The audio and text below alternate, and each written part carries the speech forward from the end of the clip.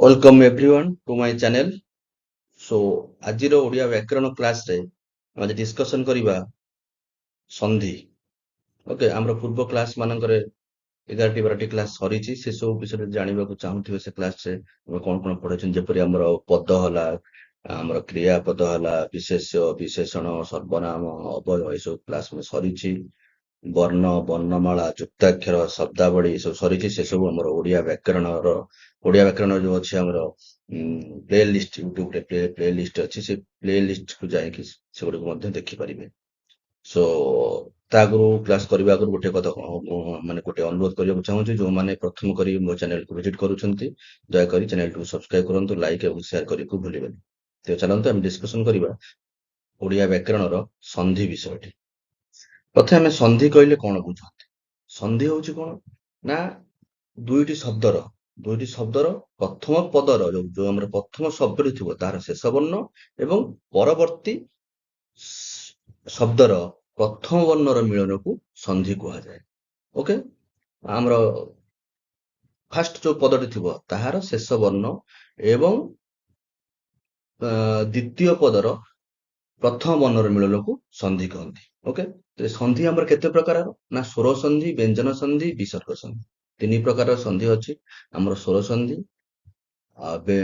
ବ୍ୟଞ୍ଜନ ସନ୍ଧି, ବିସର୍ଗ ସନ୍ଧି। ଯେପରି ଆମେ ଯୋଉ କହିଲେ ଯୋଉ ସନ୍ଧିର ଯଦି ଆପଣଙ୍କୁ ଡାଉଟ ହଉଥିବ ଏଇଟା କଣ କହିଗଲେ ସାର୍, ଯେ ଦୁଇଟି ପଦର ପ୍ରଥମ ପଦର ଶେଷ ବର୍ଣ୍ଣ ଏବଂ ଦ୍ୱିତୀୟ ପଦର ପ୍ରଥମ ବର୍ଣ୍ଣର ମିଳନକୁ ସନ୍ଧି କହନ୍ତି। କେମିତି ଜାଣିବା? ଦେଖନ୍ତୁ, ଆମର ସପୋଜ ଲେଖିଲି ବର୍ଣ୍ଣ ଯୁକ୍ତ ଅଞ୍ଚଳ।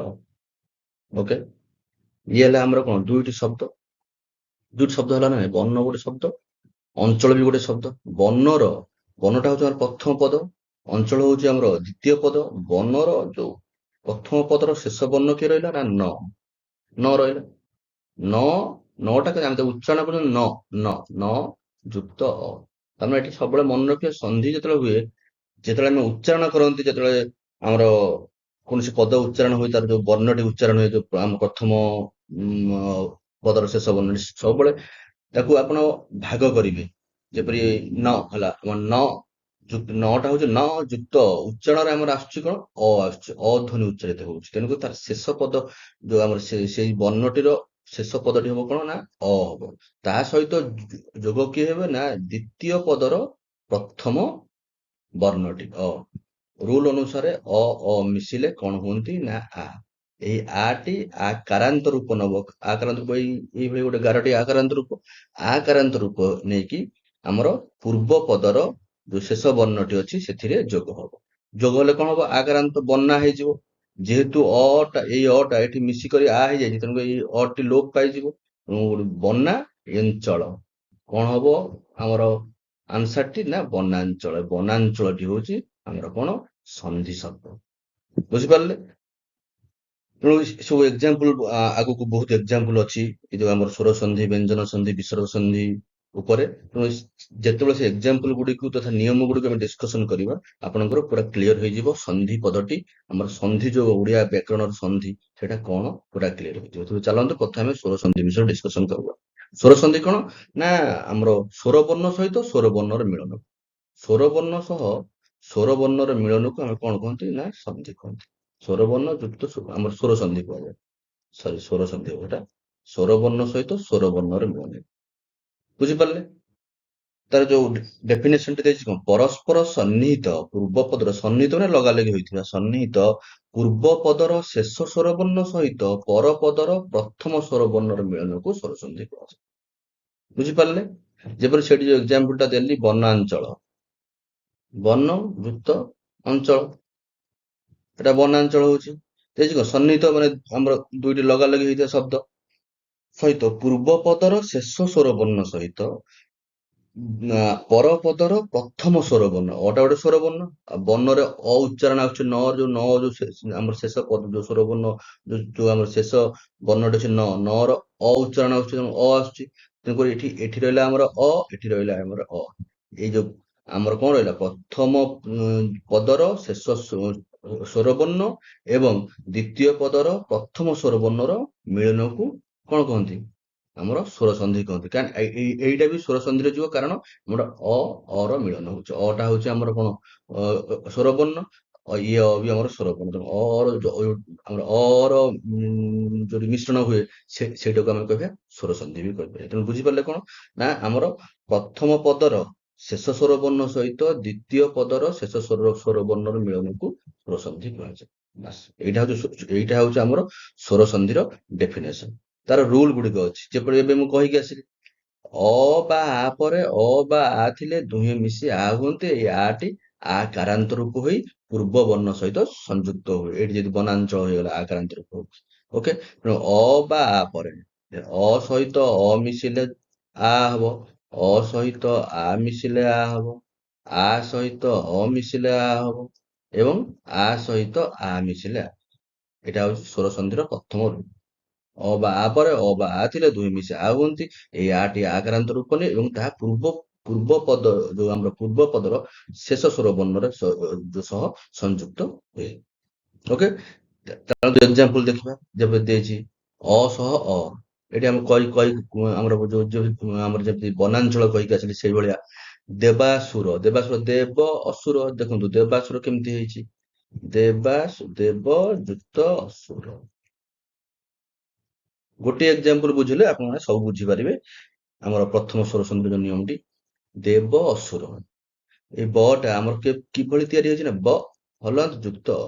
ତେଣୁକରି ଏହାର ଶେଷ ଯୋଉ ସ୍ୱର ବର୍ଣ୍ଣ ଉଚ୍ଚାରଣଟି ଅ ହବ। ତା ସହିତ ଆମର ଦ୍ୱିତୀୟ ପଦ ବା ପରପଦର ପ୍ରଥମ ବର୍ଣ୍ଣଟି କଣ ଅଛି, ସ୍ୱର ବର୍ଣ୍ଣଟି ଅ ଅଛି। ତେଣୁକରି ଅ ଯୁକ୍ତ ଅ ନିୟମ ଦୃଷ୍ଟିରୁ କଣ ହବ, ଆ ହେଲେ ଏଇ ଆ ଟି କଣ ହେଇଯିବ ନା ଆ କାରାନ୍ତ ରୂପ ନେଇଯିବ। ଆ କାରାନ୍ତ ରୂପ ନେଇ କଣ କରାଯିବ ନା ଆ କାରାନ୍ତ ରୂପଟି ଆମର ପୂର୍ବ ବର୍ଣ୍ଣ, ଯୋଉ ଆମର ପୂର୍ବ ସ୍ୱର ବର୍ଣ୍ଣ ଯୋଉ ଅଛି, ପୂର୍ବ ପଦର ଶେଷ ସ୍ୱର ବର୍ଣ୍ଣ ସହିତ ଆମର ଯୋଗ ହେଇଯିବ। ଏ ଆକ୍ରାନ୍ତଟି ଏଠି ଆସିଯିବ, ଦେବା ହେଇଗଲା। ଯେହେତୁ ଏଇ ଅ ଟି ଆମର ଏଠାରେ ୟୁଜ ହୋଇଯାଇଛି, ତେଣୁକରି ଏଇ ଅ ଟିକୁ କାଟିଦେବା। ଅ ମିଶିକରି ଆ ହେଇଯାଇଛି, ତେଣୁକରି ଏ ଅ ର ଆଉ କୌଣସି ଉପଯୋଗ ନାହିଁ। ତ କଣ ହେଲା ନା ଆନ୍ସରଟି ହେଲା ଦେବାସୁର। ବୁଝିପାରିଲେ? ସେଇଭଳି ଦେଖନ୍ତୁ ନୀଳାଚଳ, ନୀଳ ଅଚଳ, ନୀଳ ଅଚଳ ଏଠି ଅ ଉଚ୍ଚାରଣ ଆସୁଛି। ଅ ଉଚ୍ଚାରଣ ଆସିଲା, ଇଏ ଅ କୁ ଆମେ ନେଲେ, ତା ସହିତ ଦ୍ୱିତୀୟ ପଦର ପ୍ରଥମ ସ୍ୱର ବର୍ଣ୍ଣ ହଉଛି କିଏ ନା ଅ। ଏ ଅ ମିଶିଗଲେ ଆ ହେଲେ ଏ ଆ ଟି ଆକ୍ରାନ୍ତ ରୂପ ନେଇଯିବ। ଆକ୍ରାନ୍ତ ରୂପଟି ନେଇକି ଆମେ କଣ କରିବା, ନୀଳ, ଆମର ଯୋଉ ପୂର୍ବ ପଦର ଶେଷ ସ୍ୱର ବର୍ଣ୍ଣ ଯୋଉ ଅଛି ନୀଳ, ନୀଳରେ ଆକାର ଦେଇଦେଲେ ନୀଳା ହେଇଗଲା। ଯେହେତୁ ଏଇ ଅ ଟି ପୂର୍ବ ସ୍ୱର ବର୍ଣ୍ଣର ଅ ସହିତ ମିଶିକରି ଆ ହୋଇଯାଇଛି, ତେଣୁକରି ଏ ଅ ଟିକୁ ଏଠାରେ ଲୋପ କରିଦବା। ଯାହା ରହିଲା ସେଇଟା ହଉଛି ଆମର ସନ୍ଧିର ରେଜଲ୍ଟ, କଣ ନୀଳାଚଳ। ସେଇଭଳି ଗ୍ରାମାଞ୍ଚଳ, ଇଏ ହଉଛି ଅ ସହିତ ଅ ମିଶିକରି ଆ ହେଲା। ତାପରେ ଯୋଉ ଆମର ସେ ରୁଲର ଯୋଉ ସେକେଣ୍ଡ ରୁଲଟି ଅଛି, କଣ ହେଲା, ଅ ସହିତ ଆ ମିଶିକରି ଆ, ସିଂହ ଆସନ। ସିଂହ ଆମେ ସବୁବେଳେ ମନେ ରଖିବା, ଆମେ ଯେତେବେଳେ ପ୍ରଥମ ଶବ୍ଦଟିକୁ ଉଚ୍ଚାରଣ କରୁଛନ୍ତି, ତାର ଯୋଉ ଶେଷ ସ୍ୱର ବର୍ଣ୍ଣ ଅଛି ବା ଶେଷରେ ଯୋଉ ବର୍ଣ୍ଣ ଥାଏ, ତାହାର ଉଚ୍ଚାରଣ, ସଠିକ ଉଚ୍ଚାରଣଟା କଣ ହବ, ସିଂହ। ଆମେ ଲାଷ୍ଟକୁ କଣ ଅ ଉଚ୍ଚାରଣ କରୁଛେ, ହ ହ ଅ ଉଚ୍ଚାରଣ କରୁଛୁ ସିଂହ। ହେଲେ ଆମର ହ ଟା କେମିତି ତିଆରି ହେଇଛି ନା ହଲନ୍ତ ଯୁକ୍ତ ଅ ଉଚ୍ଚାରଣ ଆସୁଛି। ତେଣୁ ଏହି ଅ ସହ ପରବର୍ତ୍ତୀ ଯୋଉ ଆମର ଦ୍ୱିତୀୟ ପଦର ପ୍ରଥମ ସ୍ୱର ବର୍ଣ୍ଣ କିଏ ରହିଲା, ଯୋଉ ଆମର ପ୍ରଥମ ବର୍ଣ୍ଣଟି କିଏ ରହିଲା, ଆ ରହିଲା। ସେ ଅ ସହ ଆ ର ମିଶ୍ରଣ ହେଲେ ନିୟମ ଦୃଷ୍ଟିରୁ କଣ ହବ, ଆ ହବ। ଆ ଟା ଆମର ଆକ୍ରାନ୍ତ ରୂପ ନେଇଯିବ। ଆକ୍ରାନ୍ତ ରୂପ ନେଇ ତାହା କଣ ହବ ନା ପୂର୍ବ ପଦର ଶେଷ ବର୍ଣ୍ଣରେ ଆମର ଆକାରାନ୍ତ ରୂପ ଯୋଗ ହେଇଯିବ। ଯେହେତୁ ତାପରେ ଯୋଉ ଆମର ଯୋଉ ଦ୍ୱିତୀୟ ପଦ ରହିଲା, ଦ୍ୱିତୀୟ ପଦର ପ୍ରଥମ ଯୋଉ ସ୍ୱର ବର୍ଣ୍ଣଟି ଆଟି ଯେହେତୁ ଯୋଗ ହୋଇ ଆମର ଆକାରାନ୍ତ ରୂପ, ଏଇଠି ଆମର ଆଟି ଯୋଗ ହୋଇଯାଇଛି। ଓକେ, ଆକ୍ରାନ୍ତ ରୂପ ନେଇଯାଇଛି, ତେଣୁକରି ଏଟାକୁ ଏଠି ଆମେ ଆକୁ ଲୋପ କରିଦବା। ସିଂହା ସହିତ ସନର ଯୋଗରେ ଆମେ ସିଂହାସନ। ସେଇପରି ଗୁଣ ଆକାର ଉଚ୍ଚାସନ, ବାରମ୍ବାର ଆପଣ କଣ କରିବେ ନା ଗୋଟେ କାମ କରିବେ, ଏଇ ଭିଡିଓଟିକୁ ଦେଖିବେ, ତା ସହିତ ନୋଟ ବି କରିବେ। ବାରମ୍ବାର ନ ଦେଖିଲେ କିନା ବହୁତ ନିୟମ ଅଛି। ସ୍ୱର ସନ୍ଧି 18ଟି, ବ୍ୟଞ୍ଜନ ସନ୍ଧି ବି ବହୁତ ଅଛି, ବିସର୍ଗ ସନ୍ଧି ବି ବହୁତ ଅଛି। ତେଣୁକରି ବାରମ୍ବାର ଆପଣ ଦେଖିବେ, ଦେଖିବା ସହିତ ଏକ୍ସାମ୍ପଲ ଗୁଡିକୁ ଅଭ୍ୟାସ କରିବେ। ତାପରେ ଆପଣ ପୁରା ଫଣ୍ଡାମେଣ୍ଟାଲ ପୁରା କନସେପ୍ଟ କ୍ଲିୟର ହେଇଯିବ। ଓକେ, ତ ଥାର୍ଡ ରୁଲଟି ଅଛି, ଏଇ ରୁଲର ଆମର ପ୍ରଥମ ରୁଲର ଥାର୍ଡ ନିୟମଟି ଯୋଉ ରହିଲା କଣ ନା ଆ ସହିତ ଅ ମିଶିଲେ ଆ। ଦେଖନ୍ତୁ ଏଠି ଚିତା, ଏଠି କଣ ଅ ଉଚ୍ଚାରଣ ହଉଛି, ଆ ଉଚ୍ଚାରଣ ହଉଛି। ଏଠି ଗୁଣ, ଗୁଣରେ କଣ ଅ ଉଚ୍ଚାରଣ ଆସୁଛି, ଅଣରେ ଅ ଉଚ୍ଚାରଣ, ଚିତାରେ ଆ ଉଚ୍ଚାରଣ ତାର ଆସୁଛି। ତେଣୁକରି ଏଠାରେ ଆମ ଆ ରହିଲା। ତେଣୁ ଆ ଯୁକ୍ତ ଅନଳର ଆମର ପ୍ରଥମ ସ୍ୱର ବର୍ଣ୍ଣ ହଉଛି ଅ। ତ ଆ ଅ ମିଶିଲେ ନିୟମ ଦୃଷ୍ଟି କଣ ହବ? ଆ ହବ। ତାର ଆକାରାନ୍ତ ରୂପଟି ଏଇଭଳି ଆମର ବାଡି ଭଳି ଗୋଟେ ଯୋଉ ସାଙ୍କେତିକ ଚିହ୍ନ। ସେଟା କଣ କରାଯିବ ନା, ସେଟା ନିୟମ ଦୃଷ୍ଟିରୁ କଣ ହବ ନା, ପୂର୍ବ ପଦର ଶେଷ ଯୋଉ ବର୍ଣ୍ଣ ଅଛି ସେଠାରେ ଯୋଗ ହବ। ଯେହେତୁ ଏଠାରେ ଆକାର ଅଲରେଡି ଅଛି ଆଗରୁ, ତେଣୁକରି କୌଣସି ପରିବର୍ତ୍ତନ ହବ ନାହିଁ। ଆକାର ମିଶିଲେ ବି ସେଇ ଆକାର ହବ, ପରିବର୍ତ୍ତନ ହବ ନାହିଁ। ଚିତା ରହିଲା ଏଇ ଅନଳର ଏଇ ଅଟି ଆମର କଣ ଯୋଗ ହୋଇଯାଇଛି ସହିତ। ଆ ସହିତ ଯୋଗ ହୋଇ ଆକାରାନ୍ତ ହୋଇଛି, ତେଣୁକରି ଏଇ ଅଟିକୁ ଆମେ ଲୋପ କରିଦେବା। ଆଉ ଯାହା ରହିଲା ସେଇଟା ହଉଛି ଆମର ସନ୍ଧି ଶବ୍ଦ, ଫାଇନାଲ ଶବ୍ଦ କଣ, ଚିତା ନଳ। ସେଳୁ ସୁଧା ଅଂଶୁ, ସୁଧା ଏଠି ଆ ଉଚ୍ଚାରଣ ହୋଇଛି, ଆ ସହିତ ଯୋଗ ହବ ଆମର ଯୋଉ ଦ୍ୱିତୀୟ ପଦର ପ୍ରଥମ ବର୍ଣ୍ଣ କଣ ଆସୁଛି। ଆ ଅ ମିଶିଲେ ନିୟମ ଦୃଷ୍ଟିରୁ ଆ ଆଟା ଆକ୍ରାନ୍ତ ରୂପ ନେଇକି ଧାରେ ମିଶିବା ଦରକାର। ଯେହେତୁ ଧାରେ ଅଲରେଡି ଆକାର ଅଛି, ତେଣୁ ଆକାର ସହିତ ଆକାର ମିଶିଲେ ଆଉ କୌଣସି ପରିବର୍ତ୍ତନ ହବ ନାହିଁ, ସେଇ ଆକାର ହିଁ ରହିବ। ତେଣୁ ସୁଧା ହେଲା। ଯେହେତୁ ଏ ଯୋଉ ଆମ ଦ୍ୱିତୀୟ ପଦର ପ୍ରଥମ ବର୍ଣ୍ଣ ଅଟି ଆମେ ତାକୁ ମିଶିକରି ଆକାରାନ୍ତ କରିଥିଲେ, ତେଣୁକରି ଅର ଲୋପ ହେଇଯିବ, ଆଉ ଯାହା ରହିବ ସୁଧାଂଶୁ। ବୁଝିପାରିଲେ? ଚତୁର୍ଥ ନିୟମଟି ଦେଖିବା, ଆ ସହିତ ମିଳନ ହେଲେ ଆମର ଆ ହୁଏ, ତାପରେ ଆକାରାନ୍ତ ରୂପ ନେଇକି ଆମର ପ୍ରଥମ ଯୋଉ ଶବ୍ଦଟି ଥିବ ତାହାର ଶେଷ ବର୍ଣ୍ଣରେ ଯୋଗ ହୁଏ। ଦେଖନ୍ତୁ ବିଦ୍ୟାଳୟ, ବିଦ୍ୟା ଆ ଉଚ୍ଚାରଣ ହଉଛି, ବିଦ୍ୟାଟା କେମିତି ହଉଛି ଦ ୟ ଆ, ଆମର ଦ୍ୟା ହେଇଛି ଏଇଟା, ଦ ୟ ଆ। ତେଣୁ ଆମର ଉଚ୍ଚାରଣଟା ଆସୁଛି କଣ, ଯୋଉ ଶେଷ ଯୋଉ ଉଚ୍ଚାରଣଟା ଆସୁଛି କଣ ଆ। ତା ସହିତ ପରବର୍ତ୍ତୀ ପରବର୍ତ୍ତୀ ପଦର ପ୍ରଥମ ବର୍ଣ୍ଣ କଣ ରହିଲା ନା ଆ। ଆ ସହିତ ଆର ମିଳନ ହେଲେ ଆମର ଆ ହୋଇଲା, ତେଣୁ ଆକ୍ରାନ୍ତ ରୂପ ନେଲା। ଆକ୍ରାନ୍ତ ରୂପ ନେଇକି ସେଟାକୁ ଆମେ ପ୍ରଥମ ବର୍ଣ୍ଣର ଆମ ପ୍ରଥମ ପଦର ଶେଷ ବର୍ଣ୍ଣରେ ଯୋଗ କରିବା। ଯେହେତୁ ଅଲରେଡି ଏଠି ଆକାର ଅଛି, ତେଣୁକରି ଆକାର ସହିତ ଆକାର ଯୋଗ ହେଲେ ଆଉ କୌଣସି ପରିବର୍ତ୍ତନ ହବନି, ବିଦ୍ୟା ରହିବ। ମାତ୍ର ଏଇ ଆଟି ଏଠାରେ ଆମେ ଲୋପ ପାଇଯିବ, କାରଣ ଏଇ ଆଟିକୁ ଆମେ ଆକାର ଯୋଉ ତିଆରି କଲା ବେଳେ ସେଠାରେ ଆମେ ଯୋଗ କରିଦେଇଛନ୍ତି, ତେଣୁକରି ଏଇ ଆର ଆଉ ଏଠାରେ ୟୁଜ ନାହିଁ, ଏଇ ଆଟି ଲୋପ ପାଇଯିବ। ବିଦ୍ୟା ଯୁକ୍ତ ଲୟ ବିଦ୍ୟାଳୟ, ସେଭଳି ସୁଧା ଯୁକ୍ତ ଆକର ସୁଧାକର। ବୁଝିପାରିଲେ? ଏଭଳି ଆହୁରି ଏକ୍ସାମ୍ପଲ ଅଛି, ଦେଖନ୍ତୁ ଯେମିତି ସତ୍ୟ ଆନନ୍ଦ, ଅ ସହିତ ଆର ମିଶ୍ରଣରେ ଆ ହେଇଛି, ସତ୍ୟାନନ୍ଦ ହେଇଛି। ସେପରି ଜଳାଶୟ, ଜଳ ଅ ଉଚ୍ଚାରଣ ଆସୁଛି, ପ୍ରଥମ ପଦର ଶେଷ ଯୋଉ ସ୍ୱର ବର୍ଣ୍ଣର ଉଚ୍ଚାରଣ କଣ ଆସୁଛି, ଅ ଉଚ୍ଚାରଣ ଆସୁଛି। ଆଉ ଦ୍ୱିତୀୟ ପଦର ପ୍ରଥମ ସ୍ୱର ବର୍ଣ୍ଣ ଉଚ୍ଚାରଣ କଣ ଆ ଆସୁଛି, ତେଣୁ ଆ ମିଶିକରି ଆ ହେଇଗଲା, ଆକାର ହେଇଗଲା। ଯେହେତୁ ଏଇ ଆଟି ଅଲରେଡି ସେଠି ଆମେ ୟୁଜ କରିଦେଇଛନ୍ତି, ତେଣୁକରି ଏଠାରେ ଏ ଆର ଲୋପ ହେଇଯିବ। ଯୋଉ ଆକାର ଯୋଉ ଅଛି ଆମର ଆକାର ଆ ମିଶିକରି ଆକାର ହେଲେ, ତାକୁ ଆମେ ଏଇଠାରେ କଣ ଯୋଗ କରିଦବା, ଜଳାଶୟ। ମେଘାସନ, ସୁରାସୁର, କାର୍ଯ୍ୟାଳୟ, ସଦାନନ୍ଦ, ଏଇ ସବୁ ଏକ୍ସାମ୍ପଲ ଆପଣ ମାନେ ନୋଟ କରିନେବେ। ଏଇ ଏକ୍ସାମ୍ପଲ ଗୁଡିକ ଡାଇରେକ୍ଟ ହିଁ କୋଶ୍ଚିନ୍ ଆସ। ମହାକାଶ, ମହା ଏଠାରେ ଆ ମିଶିକରି କଣ ହୋଇଛନ୍ତି ନା ଆକାରାନ୍ତ ହେବେ। ଏଟା ମହା କଲେ ଆ ଉଚ୍ଚାରଣ ଆସୁଛି। ଏଠାରେ କଣ ଏକ୍ସାମ୍ପଲ ଦେଖିଦବା, ଆ ଉଚ୍ଚାରଣ ଆସୁଛି। ପ୍ରଥମ ପଦର ଶେଷ ସ୍ୱର ବର୍ଣ୍ଣ ଉଚ୍ଚାରଣ କଣ ହେଲା ନା ଆ ହେଲା। ଦ୍ୱିତୀୟ ପଦର ପ୍ରଥମ ସ୍ୱର ବର୍ଣ୍ଣ କଣ ଅଛି ନା ଆ ଅଛି। ଏ ଆ ମିଶିଗଲେ କଣ ହେବେ ନା ଆ ହେବେ। ସେ ଆର ସବୁବେଳେ କାରାନ୍ତ ରୂପ ହବ। ଆକାରାନ୍ତ ରୂପ ମନେ ରଖିବେ, ସନ୍ଧିରେ ସବୁବେଳେ ଆକାରାନ୍ତ ରୂପ ଯୋଉ ରୂପ ହଉ, ସନ୍ଧିର ଆମର ଯୋଉ ରେଜଲ୍ଟ ଆସିବ, ସେ ରେଜଲ୍ଟ ଆମର ପ୍ରଥମ ପଦର ଶେଷ ସ୍ୱର ବର୍ଣ୍ଣ ସହିତ ଯୋଗ ହବ। ଯୋଉ କାର ସବୁ ଆସିବ, ପ୍ରଥମ ପଦର ଶେଷ ସ୍ୱର ବର୍ଣ୍ଣ ସହିତ ଯୋଗ ହବ। ତେଣୁକରି ଏଇ ଆମର ଆକାରଟି ଆସିଲା। ପ୍ରଥମ ପଦ କଣ ଅଛି, ମହା ଅଛି। ମହାର ଶେଷ ଉଚ୍ଚାରଣ ଆମେ ଯୋଉ ଶେଷ ସ୍ୱର ବର୍ଣ୍ଣ ଆ ହଉଛି ଆ, ମହା। ତେଣୁ ଆ ସହିତ ଯଦି ଆମେ ଆ କୁ ଯୋଗ କରିବା, ସେଇ ଆ ହିଁ ହବ। ତେଣୁ ଆକାର ତ ଅଲରେଡି ଅଛି, ତ ମହା ରହିଲା। ଏଇ ଆକାଶର ଯୋଉ ପ୍ରଥମ ସ୍ୱର ଯୋଉ ଆମର ସ୍ୱର ବର୍ଣ୍ଣଟି ଆ ଅଛି, ଏଇ ଆଟିକୁ ଆମେ ଏଇଠାରେ ୟୁଜ କରିଦେଇଛନ୍ତି ଯୋଉ ଆକାର ତିଆରି କଲା ବେଳେ, ତେଣୁକରି ଏଠି ଆଟି ଲୋପ ପାଇଯିବ। ମନେ ରଖିବେ, ଏଇଟା ଆମର କଣ ଯୋଉ ଦ୍ୱିତୀୟ ପଦର ପ୍ରଥମ ସ୍ୱର ବର୍ଣ୍ଣଟି ଆମେ ଯେତେବେଳେ ଆକାର ସୃଷ୍ଟି କରୁଛନ୍ତି ବା ଆକାର ତିଆରି କରୁଛନ୍ତି, ସେତେବେଳେ ପ୍ରଥମ ସ୍ୱର ଯୋଉ ଆମର ପ୍ରଥମ ପଦର ଶେଷ ସ୍ୱର ବର୍ଣ୍ଣ ସହିତ ଯୋଗ ହୋଇଯାଇଥିବାରୁ, ତେଣୁକରି ଆକାଶର ଆଟିକୁ ଆମେ ଲୋପ କରିଦେବା। ଲୋପ କରିଦେଲେ, ଆଗରୁ ଏଠି ଆମେ ଆକାର ଯୋଗ କରିଦେଇଛନ୍ତି ଏଇ ଆକାରଟି, ତେଣୁକରି କଣ ହେଲା ମହାକାଶ। ଅନାଥ ଆଶ୍ରମ, ଏଇ ଗୋଟେ ଏକ୍ସାମ୍ପଲ ଦେଖିବା। ଅନାଥ ଆଶ୍ରମ, ଅନାଥ ଥ ହେଲେ ଅ ଉଚ୍ଚାରଣ ହେଲା। ଆଶ୍ରମ, ଅନାଥ ହଉଛି ଆମର ପ୍ରଥମ ପଦ। ରୁଲ ଅନୁସାରେ କଣ, ପ୍ରଥମ ପଦର ଶେଷ ସ୍ୱର ବର୍ଣ୍ଣ ଏବଂ ଦ୍ୱିତୀୟ ପଦର ଆମ ଯୋଉ ଦ୍ୱିତୀୟ ପଦର ପ୍ରଥମ ସ୍ୱର ବର୍ଣ୍ଣ ଯଦି ଅ ଆ ଥିବେ ଉଭୟଙ୍କର ମିଶ୍ରଣ ଘଟିକରି କଣ ହବ ନା ଆ ହବ। ସେ ଆକାରାନ୍ତ ଯୋଉ ତାର ମାତ୍ରା ଯୋଉ ରୂପ ଆମର ଆକାର ରହିଲା ସେ ଆକାରଟାକୁ ନେଇକି ଆମେ ପ୍ରଥମ ପଦର ଶେଷ ବର୍ଣ୍ଣରେ ଯୋଗ କରିଦବା। ଏଇଟା ମନେ ରଖିଲେ ତାହେଲେ ତାପରେ ଯୋଉଟା ଆସିଯିବ ସେଇଟା ହଉଛି ଆମର କଣ ନା ସନ୍ଧି ପଦ। ତେଣୁ ଅନାଥ ଉଚ୍ଚାରଣ ଥ ଅ ଉଚ୍ଚାରଣ ଆସୁଛି ତେଣୁକରି ଅ ହେଲା ଆମର ପ୍ରଥମ ବର୍ଣ୍ଣର ଆମର ପ୍ରଥମ ପଦର ଶେଷ ସ୍ୱର ବର୍ଣ୍ଣଟି ହଉଛି ଅ। ଦ୍ୱିତୀୟ ପଦର ପ୍ରଥମ ସ୍ୱର ବର୍ଣ୍ଣ ହେଲା ଦିଟା ମିଶିଗଲେ କଣ হবে ମନେ ରଖିବେ ଏଇ ଆ ଟି ଆମର ଏଠାକୁ ଆସିଗଲା। ଓକେ ଆ ହେଲା ମିଶିଗଲେ ଆ ହେଲା ତେଣୁ ଆ କାରାନ୍ତ ରୂପ ନେଲା। ଆ କାରାନ୍ତ ରୂପ ନେଇ ରୁଲ ଅନୁସାରେ କଣ ଏଇ ଆ କାରାନ୍ତ ରୂପଟି ଆମର କଣ କଣ ହବ ନା ପ୍ରଥମ ପଦର ଶେଷ ବର୍ଣ୍ଣରେ ଯୋଗ ହବ। ଏଇଠାରେ ଆମେ ଯୋଗ ହେଇଗଲା ଅନାଥା ହେଲା। ଓକେ ଅନାଥା ହେଇଗଲା।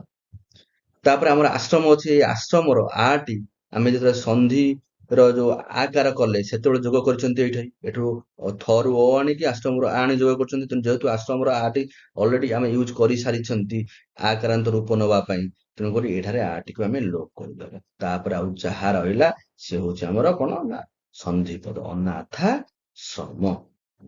ବୁଝିପାରିଲେ ଆଶା କ୍ଲିୟର ପୁରା ବୁଝି ହଉଥିବ ଅଣ୍ଡରଷ୍ଟାଣ୍ଡିଂ ଠିକ ସେ ଆସୁଥିବ ବୁଝିପାରୁଥିବେ। ଯଦି ନ ବୁଝିପାରୁଥିବେ ବାରମ୍ବାର ଦେଖନ୍ତୁ ଏଇ ଭିଡିଓଟି ବୁଝି ହେଇଯିବ। ଟିକେ କନଫ୍ୟୁଜ କରେଇବ ଯୋଉ ମାନେ ଆମର ବହୁତ ସନ୍ଧିର ନିୟମ ଅଛି ତେଣୁ ଧ୍ୟାନ ସହକାରେ ପଢିବେ ତା ସହିତ ନୋଟ କରିବେ ବାରମ୍ବାର ଦେଖିବେ ବାରମ୍ବାର ପଢିବେ ବାରମ୍ବାର ଏଇ ଯୋଉ କୋଶ୍ଚିନ୍ ଗୁଡିକୁ ଡିସ୍କସନ କରିବେ କିମ୍ବା ନିଜେ କୋଶ୍ଚିନ୍ ଗୁଡିକୁ ମନେ ରଖିବାକୁ ଚେଷ୍ଟା କରିବେ। କୌଣସି ମୁଖସ୍ଥ କଲେ ହବନି ଏଗୁଡାକୁ ନିୟମ ମନେ ରଖିକି କରିବାକୁ ହିଁ ପଡିବ। ଓକେ ଆଉ କିଛି ଏକ୍ସାମ୍ପଲ ଅଛି ଯେପରି ଏକାଧିକ ଏକ ଅଧିକ ବନାଞ୍ଚଳ ନରଧାମ ଅନାଥ ଆଶ୍ରମ ଗଲା ଆମର ସୁରାସୁର ଜ୍ଞାନାଜ୍ଞାନ ଦଶାବତାର ବରାନୁଗମନ ତୃଣାଙ୍କୁର ଜଳାଶୟ ଏଇଭଳି ଏସବୁ ଏକ୍ସାମ୍ପଲ ଦେଇଛି। ଆମର ସବୁ ଏକ୍ସାମ୍ପଲ ଯଦି ଆମେ ଡିସ୍କସନ କରିବା ଏହା 4-5 ଘଣ୍ଟାର କ୍ଲାସ ହେଇଯିବ। ତେଣୁକରି ଆପଣ ମାନେ ଗୋଟେ କାମ କରିବେ ପଜ ମାରିକି ଏଇ ଯୋଉ ଆମର ଅଛି ଏକ୍ସାମ୍ପଲ ଗୁଡିକ ନିଜ ନୋଟବୁକ ରେ ଲେଖିଲେ। ଓକେ ତେଣୁକରି ଆମର ସନ୍ଧି ନିୟମ ବହିର୍ଭୂତ ବା ବ୍ୟତିକ୍ରମ ଯୋଉ ଆମର ପ୍ରଥମ ନିୟମଟି ରହିଲା ତାର ବ୍ୟତିକ୍ରମ ଗୁଡିକ ଏଗୁଡିକୁ ପୁରା ମନେ ରଖିବ ମୁଖସ୍ଥ କରିବ। କୂଳଟା କୂଳ ଅଟା ହଉଛି କଣ କୂଳଟା। କିନ୍ତୁ ଆମର ସନ୍ଧିର ନିୟମ କଣ ଥିଲା ଅ ସହ ଅ ମିଶିଲେ ଆ ହବ ଆଟା ଆକାରାନ୍ତ ରୂପ ନବ। ଏଠି ଯଦି ଆମେ ସନ୍ଧି ନିୟମ ଲଗେଇଥାନ୍ତେ ତାର ଏଠି କଣ ହେଇଥାନ୍ତା କୁଳାଟା ହେଇଥାନ୍ତା। ବୁଝିପାରିଲେ କୁଳାଟା ହେଇଥାନ୍ତା ମାତ୍ର ଏଇଟା ବ୍ୟତିକ୍ରମ ଅଟେ। ଓଡିଆ ଗ୍ରାମାରରେ କୁଳାଟା ବୋଲି କୌଣସି ଶବ୍ଦ କିଛି ନାହିଁ। ଯୋଉ କୁଳାଟା ବୋଲି ଶବ୍ଦ ଅଛି ଯେ ତାର ଅର୍ଥ ଭିନ୍ନ ହେଇଯାଉଛି। କୁଳାଟା ଶବ୍ଦର ଅର୍ଥ ଭିନ୍ନ ହଉଛି କିନ୍ତୁ କୂଳଟା ଶବ୍ଦର ଅର୍ଥ ଭିନ୍ନ ଅଟେ। ବୁଝିଲେ ତେଣୁକରି ଏହା ଏକ ବ୍ୟତିକ୍ରମ ଅଟେ। ସୀମା ଅନ୍ତ ସୀମନ୍ତ ଆ ଅ ମିଶିଲେ ଆମର ଆ ହବା କଥା ସୀମାନ୍ତ ହବା କଥା କିନ୍ତୁ ଏଠି ସୀମନ୍ତ ହେଲା। ଇଏ ଯୋଉ ସୀମନ୍ତର ଅର୍ଥ ହଉଛି ସୁନ୍ଥା ସାର ଅଙ୍ଗ ଅ ମିଶିଲେ ସାରାଙ୍ଗ ହେଇଥାନ୍ତା। ତେଣୁ ଇଏ ସବୁ ହଉଛି ଆମର ଗୋଟେ ଗୋଟେ ବ୍ୟତିକ୍ରମ। ଓକେ ଏଇ ତିନୋଟି ଯୋଉ ବ୍ୟତିକ୍ରମ ଅଛି ତିନୋଟି ବ୍ୟତିକ୍ରମକୁ ପୁରା ମନେ ରଖିବେ ମୁଖସ୍ଥ କରିବେ। କିନ୍ତୁ ଯଦି ଆମେ ସାରାଙ୍ଗା କରିଦବା ଏହାର ଅର୍ଥ ଭିନ୍ନ ହବ। ସୀମାନ୍ତ କଲେ ବି ଅର୍ଥ ଭିନ୍ନ ହବ। ସୀମାନ୍ତ ବି ଠିକ ହବ ତା ସହିତ ସୀମନ୍ତ ବି ଠିକ ହବ। ତେଣୁକରି ଏଇ ଯୋଉ ତିନୋଟି ରହିଲା ସାରଙ୍ଗ କୂଳଟା ସୀମନ୍ତ ସୀମାନ୍ତ ଏସବୁ ହଉଛି ଆମର ସ୍ୱର ସନ୍ଧିର ପ୍ରଥମ ନିୟମର ବ୍ୟତିକ୍ରମ ଅଟେ। ଓକେ ଦ୍ୱିତୀୟ ନିୟମଟି ଦେଖିବା। ଦ୍ୱିତୀୟ ନିୟମଟି ହଉଛି ଆମର କଣ ନା ଦ୍ୱିତୀୟ ନିୟମଟା ସେ ଯେପରି ଅ ବା ଆ ପରେ ଅ ବା ଆ ଥିଲେ ଆକାର ହଉ ସେଇଭଳି ହର୍ଷଇ ବା ଦୀର୍ଘଇ ପରେ ହର୍ଷଇ ବା ଦୀର୍ଘଇ ଥିଲେ ଦୁହେଁ ମିଶି ଦୀର୍ଘଇ ହୁଅନ୍ତି। ଏଇ ଦୀର୍ଘଇଟି ଦୀର୍ଘଇକାର ରୂପ ହେଇଯିବ। ବାସ୍ କେମିତି କଣ ଆମେ ଦେଖିବା ଦେଖନ୍ତୁ ହର୍ଷଇ ପ୍ଲସ ଦୀର୍ଘଇ ଦେନ୍ ହର୍ଷଇ ପ୍ଲସ ହର୍ଷଇ ଓକେ ଦେନ୍ ଦୀର୍ଘଇ ପ୍ଲସ ଦୀର୍ଘଇ ଆଉ ରହିଲା କଣ ନା ଦୀର୍ଘଇ ପ୍ଲସ ହର୍ଷଇ। ଏସବୁ ଯାହା ଥିଲେ କଣ ହେଇଯିବ ନା ଟୋଟାଲ ହେଇଯିବ ଆମର ଦୀର୍ଘଇ ହେଇଯିବ। ଦୀର୍ଘଇର କାରାନ୍ତ ରୂପଟି ହେଇଛି ଏଇଟା। ବୁଝିପାରିଲେ ସେଇଟା ଆମର ପୂର୍ବ ପଦରେ ପୂର୍ବ ବର୍ଣ୍ଣରେ ଯୋଗ। ତେଣୁ କଣ ଦେଇଛି ନା କବି ଇନ୍ଦ୍ର ପ୍ରଥମଟି ହର୍ଷଇ ହର୍ଷଇର ମିଳନ ଘଟିଛି। କବି ଇନ୍ଦ୍ର ଏଠି ସବୁବେଳେ ମନେ ରଖିବେ ଯେତେବେଳେ ପ୍ରଥମ ପଦକୁ ଆପଣ ସନ୍ଧି କରିବାକୁ ଚାହୁଁଥିବେ ପ୍ରଥମ ପଦର ଯୋଉ ଶେଷ ବର୍ଣ୍ଣଟି ଅଛି ତାର ଉଚ୍ଚାରଣ କରିବେ। ସେ ଶେଷ ଉଚ୍ଚାରଣଟା ଧ୍ୱନିଟା କଣ ନିର୍ଗତ ହଉଛି ସେ ଧ୍ୱନି ସହିତ ପରପଦର ପ୍ରଥମ ବର୍ଣ୍ଣଟି କଣ ହବ ଯୋଗ ହବ। କବି। ଏ କବିର ଆମର ବିଟା ହଉଛି ଆମର ଶେଷ ପଦଟି, ଯୋଉ ଆମର ଶେଷ ବର୍ଣ୍ଣଟି ବି। ବିର ଉଚ୍ଚାରଣ କଣ? ବି, ଇ ଆସୁଛି ଉଚ୍ଚାରଣ। କବି, କବିର କଣ ହେଲା ନା ଏଠି ଆମର ଇ ଉଚ୍ଚାରଣ ଆସେ। ତା ସହିତ ପର ପଦଟି କଣ ହଉଛି? ଇନ୍ଦ୍ର। ଇନ୍ଦ୍ରର ପ୍ରଥମ ବର୍ଣ୍ଣଟି ହଉଛି ହର୍ଷଇ। ନିୟମ ଅନୁସାରେ ହର୍ଷଇ ହର୍ଷଇ ମିଶିଗଲେ କଣ ହେଇଯିବ? ଦୀର୍ଘଇ ହେଇଯିବ। ଦୀର୍ଘଇର କାରାନ୍ତ ରୂପ ହଉଛି ଏଇଟା, ସାଙ୍କେତିକ ରୂପ ଏଇଟା। ଏଇ ସାଙ୍କେତିକ ରୂପଟି କଣ ହବ ନା ପୂର୍ବ ବର୍ଣ୍ଣରେ ଯୋଉ ଆମର ପୂର୍ବ ପଦର ଶେଷ ବର୍ଣ୍ଣରେ ଯୋଗ ହବ। ଯୋଗ ହେଲା। ଯୋଗ ହେଲା ପରେ ଆମର ଏଇ ହର୍ଷଇଟା, ଯେହେତୁ ହର୍ଷଇଟା ଏଠାରେ ୟୁଜ କରାଯାଇଛି, ଅଲରେଡି ବ୍ୟବହାର କରାଯାଇଛି ଦୀର୍ଘଇ କରିବା ପାଇଁ, ତେଣୁକରି ଏ ବର ହର୍ଷଇ ଆମର ଲୋପ ପାଇଯିବ। ତା ସହିତ ଇନ୍ଦ୍ରର ହର୍ଷଟି ମଧ୍ୟ ଦୀର୍ଘଇ କରିବା ପାଇଁ ବ୍ୟବହୃତ ହୋଇଯାଇଛି, ତେଣୁ ଇନ୍ଦ୍ରରୁ ହର୍ଷଇଟି ଆମର ଲୋପ ପାଇଯିବ। ଆଉ କଣ ରହିଲା ନା କବି ଯୁକ୍ତ ଇନ୍ଦ୍ର। କଣ ହେଲା ନା କବି ଇନ୍ଦ୍ର। ବୁଝିପାରିଲ? ସେଇଭଳି ମୁଁ ଆଉ ଗୋଟେ ଦେଖନ୍ତୁ ଅତୀବଟା, ଅତୀବର ଏକ୍ସାମ୍ପଲ ନେଉଛି। ଅତିର ଆମର ପ୍ରଥମ ପଦ ହଉଛି ଅତି, ଦ୍ଵିତୀୟ ପଦ ହଉଛି ଇବ। ପ୍ରଥମ ପଦର ଶେଷ ଯୋଉ ବର୍ଣ୍ଣଟି ହଉଛି କଣ? ତି। ର ଯୋଉ ଉଚ୍ଚାରଣ ଯୋଉ ଆସୁଛି ତି, ଇ ଉଚ୍ଚାରଣଟି ଆସୁଛି, ତେଣୁକରି ଏହାର ଶେଷ ବର୍ଣ୍ଣଟି ହବ ଆମର ଇ। ଓକେ, ଇ, ହର୍ଷଇ। ଓକେ, ହର୍ଷଇ ପ୍ଲସ୍ ଦ୍ଵିତୀୟ ପଦ ହଉଛି କଣ ନା ଇବ। ଇବର ପ୍ରଥମ ସ୍ୱର ବର୍ଣ୍ଣଟି କଣ ନା ଇ। ହର୍ଷଇ ପ୍ରଥମ ବର୍ଣ୍ଣଟି ହଉଛି ହର୍ଷଇ। ନିୟମ ଅନୁସାରେ ହର୍ଷଇ ହର୍ଷଇ ମିଶିଲେ କଣ ହବ ନା ଦୀର୍ଘଇ ହବ। ଦୀର୍ଘଇର କାରାନ୍ତ ରୂପଟି କଣ? ଏଇଟା ହଉଛି ଦୀର୍ଘଇର କାରାନ୍ତ ରୂପ। ମନେ ରଖିବେ, ଅତିର ହର୍ଷଇ ଆଉ ଇବର ହର୍ଷଇ ଦୁଇଟାକୁ ଆମେ ବ୍ୟବହାର କରି ନେଇଛନ୍ତି। ବ୍ୟବହାର କରିକି ଆମେ ଦୀର୍ଘଇ କରିଛନ୍ତି। ତେଣୁ ଏଇ ଦୀର୍ଘଇଟି ପୂର୍ବ ବର୍ଣ୍ଣରେ ଯୋଉ ସନ୍ଧିର ଯୋଉ ଦୁଇଟା ପଦ ଅଛି, ପ୍ରଥମ ପଦର ଶେଷ ବର୍ଣ୍ଣ ବା ଏ ସନ୍ଧିର ପୂର୍ବ ବର୍ଣ୍ଣରେ ଯୋଗ ହୋଇଯିବ। ଅତି ହେଇଗଲା। ଯେହେତୁ ଅତିର ହର୍ଷଇଟିକି ଆମେ ଯୋଗ କରିଦେଇକି ଦୀର୍ଘଇ କରିଛନ୍ତି, ତେଣୁ ହର୍ଷଇଟିକୁ ଆମେ ଲୋପ କରିଦେବା, ଇବରୁ ହର୍ଷଇଟିକୁ ବି ଲୋପ କରିଦେବା। ହେଲେ କଣ ହେଲା ନା ଅତିବ। ବୁଝିପାରିଲେ? ସେଇଭଳି କପିସ, କପିସ ହର୍ଷଇ ଦୀର୍ଘଇ, ଏକ୍ସାକ୍ଟ ସେଇ ରୁଲ। ହର୍ଷଇ କପି ପିରୁ ଆମର ହର୍ଷଇ ନେଲେ, ଈଶ୍ୱରୁ ଆମେ ଦୀର୍ଘଇ ନେଲେ, ହର୍ଷଇ ଯୁକ୍ତ ଦୀର୍ଘଇ ମିଶିଗଲେ ହର୍ଷଇ ଯୁକ୍ତ ଦୀର୍ଘଇ ମିଶିଗଲେ ନିୟମ ଅନୁସାରେ ଦୀର୍ଘଇ ହେଲେ, ତାର କାରାନ୍ତ ରୂପ ଦୀର୍ଘଇ ହେଲା। ସେଇଟାରେ ଆମେ କପିରେ ଯୋଗ କରିଦେବା। ପୂର୍ବ ବର୍ଣ୍ଣର କପିରେ ଯୋଗ କଲେ କପିରୁ ହର୍ଷଇ କାରଟି ଆମର ଉଠେଇଦବା। ତା ସହିତ ଈଶ୍ୱର ଦୀର୍ଘଇଟି ଯେହେତୁ ଯୋଗ ଆମେ ଆମେ ଆଗେ ଯୋଗ କରିକି ଦୀର୍ଘଇ କାର କରିଛନ୍ତି, ତେଣୁକରି ଏଇ ଦୀର୍ଘଇଟି ବ୍ୟବହାର ହେଇଯାଇଥିବାରୁ ଦୀର୍ଘଇଟିକୁ ଲୋପ କରିଦେବା। ଆଉ କଣ ରହିଲା? କପି ଯୁକ୍ତ ତାଲବେଶ୍ୟ, କପିସ। ବୁଝିପାରିଲେ? ସେଇଭଳି ଆମର ଦେଖନ୍ତୁ ଅତୀତ ହର୍ଷଇ ସହିତ ହର୍ଷଇ, ପ୍ରତି ସହିତ ହିତ, ପ୍ରତୀତ, ଅଭୀଷ୍ଟ ଗଲା। ଆଉ ଗୋଟେ ଦେଖିବା ଲକ୍ଷ୍ମୀଶ। ଓକେ, ଲକ୍ଷ୍ମୀଶ ପାର୍ବତୀଶ, ଆମେ ଲକ୍ଷ୍ମୀଶ ଦେଖିବା। ଲକ୍ଷ୍ମୀଶ କଣ? ଲକ୍ଷ୍ମୀ। ଲକ୍ଷ୍ମୀ ଯୋଗୁଛନ୍ତି ପ୍ରଥମ ପଦର ଶେଷ ଯୋଉ ବର୍ଣ୍ଣଟି କଣ ରହିଲା ନା ଦୀର୍ଘଇ ରହିଲା। ବୁଝିଲେ? ଦୀର୍ଘଇ ସହିତ ଦୀର୍ଘଇ, ଦୀର୍ଘଇ ସହିତ ଈଶ, ଈଶ୍ୱର ମଧ୍ୟ ଦୀର୍ଘଇ ରହିଲା। ଦୀର୍ଘଇ ସହିତ ଦୀର୍ଘଇର ମିଳନରେ ଦୀର୍ଘଇ ହେଲା, ତାର କାରାନ୍ତ ରୂପ ଦୀର୍ଘଇ। ଏଇ ଦୀର୍ଘଇଟି ଆମର ପ୍ରଥମ ବର୍ଣ୍ଣ ଯୋଉ ପୂର୍ବ ବର୍ଣ୍ଣ ବା ପ୍ରଥମ ପଦର ଶେଷ ବର୍ଣ୍ଣରୁ, ପ୍ରଥମ ପଦ ହଉଛି ଲକ୍ଷ୍ମୀ, ତା ଶେଷ ବର୍ଣ୍ଣ ହଉଛି ଲକ୍ଷ୍ମୀ, କ୍ଷ୍ମୀ। ଓକେ, ସେଠି ଯୋଗ ହବ। ଇ ସହିତ ଦୀର୍ଘଇ ସହିତ ଦୀର୍ଘଇ ଯୋଗ ହେଲେ ସେଇ ଦୀର୍ଘଇ ହବ, ତେଣୁକରି କିଛି ପରିବର୍ତ୍ତନ ହବନି, ଲକ୍ଷ୍ମୀ ରହିଲା। ଯେହେତୁ ଈଶ ଆମ ଦ୍ୱିତୀୟ ପଦରେ ଈଶ୍ୱର ଯୋଉ ଦୀର୍ଘଇଟି ଅଲରେଡି ଆମେ ବ୍ୟବହାର କରିଛନ୍ତି ଦୀର୍ଘଇକାରାନ୍ତ ଯୋଉ ମାତ୍ରା ତିଆରି କରିବା ପାଇଁ, ତେଣୁକରି ଦୀର୍ଘଇଟି ଈଶ୍ୱରୁ ଦୀର୍ଘଇଟି ଲୋପ ପାଇଯିବ। ତାପରେ ଯାହା ରହିଲା ସେଇଟା ହଉଛି ଫାଇନାଲ ୱାର୍ଡ କଣ? ଲକ୍ଷ୍ମୀଶ। ବୁଝିପାରିଲେ? ଆମର ଏବେ ଆମର 3 ନମ୍ବର ରୁଲଟି ଦେଖିବା। 3 ନମ୍ବର ରୁଲଟି ହଉଛି କଣ? ହର୍ଷଉ ବା ଦୀର୍ଘଉ ପରେ, ହର୍ଷଉ ବା ଦୀର୍ଘଉ ଥିଲେ ଦୁହେଁ ମିଶି ଦୀର୍ଘଇ ହୁଅନ୍ତି। ମାନେ ହର୍ଷଉ ଦୀର୍ଘଉ ପରେ, ଯେମିତି ହର୍ଷଉରେ ହର୍ଷଉ ମିଶିଲେ ଦୀର୍ଘଉ ହବ, ହର୍ଷଉରେ ଦୀର୍ଘଉ ମିଶିଲେ ଦୀର୍ଘଉ ହବ, ଦୀର୍ଘଉରେ ହର୍ଷଉ ମିଶିଲେ ଦୀର୍ଘଉ, ଦୀର୍ଘଉରେ ଦୀର୍ଘଉ ମିଶିଲେ ଦୀର୍ଘଉ ହବ। ତାର ଦୀର୍ଘଉ, ତାପରେ ତାର ଦୀର୍ଘଉ କାରାନ୍ତ ରୂପଟି ହଉଛି ଏଇଟା ପୂର୍ବ ବର୍ଣ୍ଣରେ ଲାଗିଛି। ଯେପରି ଆମେ ପ୍ରଥମ ଦ୍ୱିତୀୟ ରୁଲ ଦେଖିକି ଆସିଲେ, ଇଏ ସେଇଭଳି। ସୁଉକ୍ତି, ସୁଉକ୍ତି ଆମ ଉଚ୍ଚାରଣ କଣ ଆସୁଛି ନା ପ୍ରଥମ ପଦ ଉ ଉଚ୍ଚାରଣ ଆସୁଛି, ତେଣୁକରି ଉ ଉଚ୍ଚାରଣ ଆମେ ଉଟା ଲେଖିବା, ଏଠି ଉ ଲେଖିଲେ। ଯୁକ୍ତ ଦ୍ୱିତୀୟ ପଦରେ ଉକ୍ତି ହର୍ଷଉ ଅଛି, ତେଣୁକରି ଦ୍ୱିତୀୟ ପଦର ପ୍ରଥମ ବର୍ଣ୍ଣ ହଉଛି ହର୍ଷଉ। ହର୍ଷଉ ହର୍ଷଉ ଯୋଗ ହେଲା। ଯୋଗ ହେଲେ କଣ ହବ? ଦୀର୍ଘଉ ରୁଲ ଅନୁସାରେ ତାର ରୂପଟି ହଉଛି ସାଙ୍କେତିକ ରୂପ ଏଇଭଳିଆ। ସେଟା କଣ ହବ ନା ପୂର୍ବ ବର୍ଣ୍ଣର ଯୋଗ ହବ। ପୂର୍ବ ବର୍ଣ୍ଣରେ ହର୍ଷଉ ଅଛି ସୁଟି ସୁର ସୁଟ୍ ଯୋଉ ଅଛି ସେ ଏଇ ଯୋଉ ହର୍ଷଟି ଅଲରେଡି ଆମେ ବ୍ୟବହାର କରିଦେଇଛନ୍ତି, ତେଣୁକରି ଏଇ ହର୍ଷକୁ ଆମେ ଉଠେଇଦବା। ହର୍ଷକୁ ଉଠେଇ ଦେଇକି ଆମର ଦୀର୍ଘ ଉକାରାନ୍ତ ରୂପଟି ଲଗେଇବା। ଆଉ ଏଇ ଉକ୍ତିର ଉ ମଧ୍ୟ ଆମେ ବ୍ୟବହାର କରିଛନ୍ତି ଯୋଉ ଆମେ ମାତ୍ରା କଲା ବେଳେ ସେଇ ସେଇ ହର୍ଷଟିକୁ ମଧ୍ୟ ଉଠେଇଦବା। ଆଉ ଯାହା ରହିବ ସୁକ୍ତି। ବୁଝିପାରିଲେ କଣ? ୟା ଅର୍ଥ ହଉଛି ପୂର୍ବ ପଦର ଏ ଯୋଉ ସନ୍ଧିର ଅର୍ଥ ହଉଛି ପୂର୍ବ ପଦର ଶେଷ ବର୍ଣ୍ଣଟି ଯଦି ଉ ହର୍ଷଉ ଦୀର୍ଘଉ ଥିବ, କିମ୍ବା ତା ସହ ଆମର ପରପଦର ଯୋଉ ପ୍ରଥମ ବର୍ଣ୍ଣଟି ଆଦ୍ୟ ବର୍ଣ୍ଣଟି ଯଦି ହର୍ଷଉ ବା ଦୀର୍ଘଉ ଥିବ, ସେ ଦୁହେଁ ଯୋଗ ହେଇକି ଦୀର୍ଘଉକାରାନ୍ତ ରୂପ ନେବେ।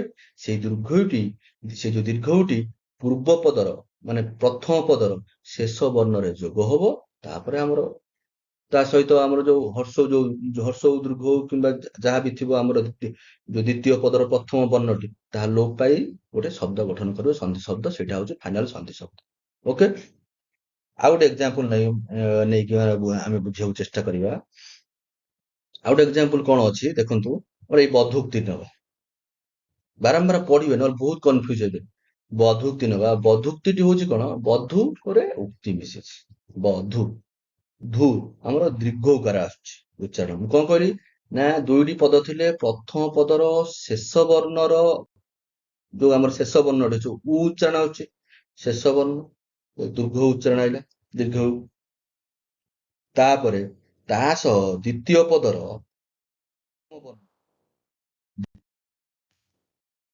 କଣ କରିବା ନା ଦ୍ୱିତୀୟ ପଦର ପ୍ରଥମ।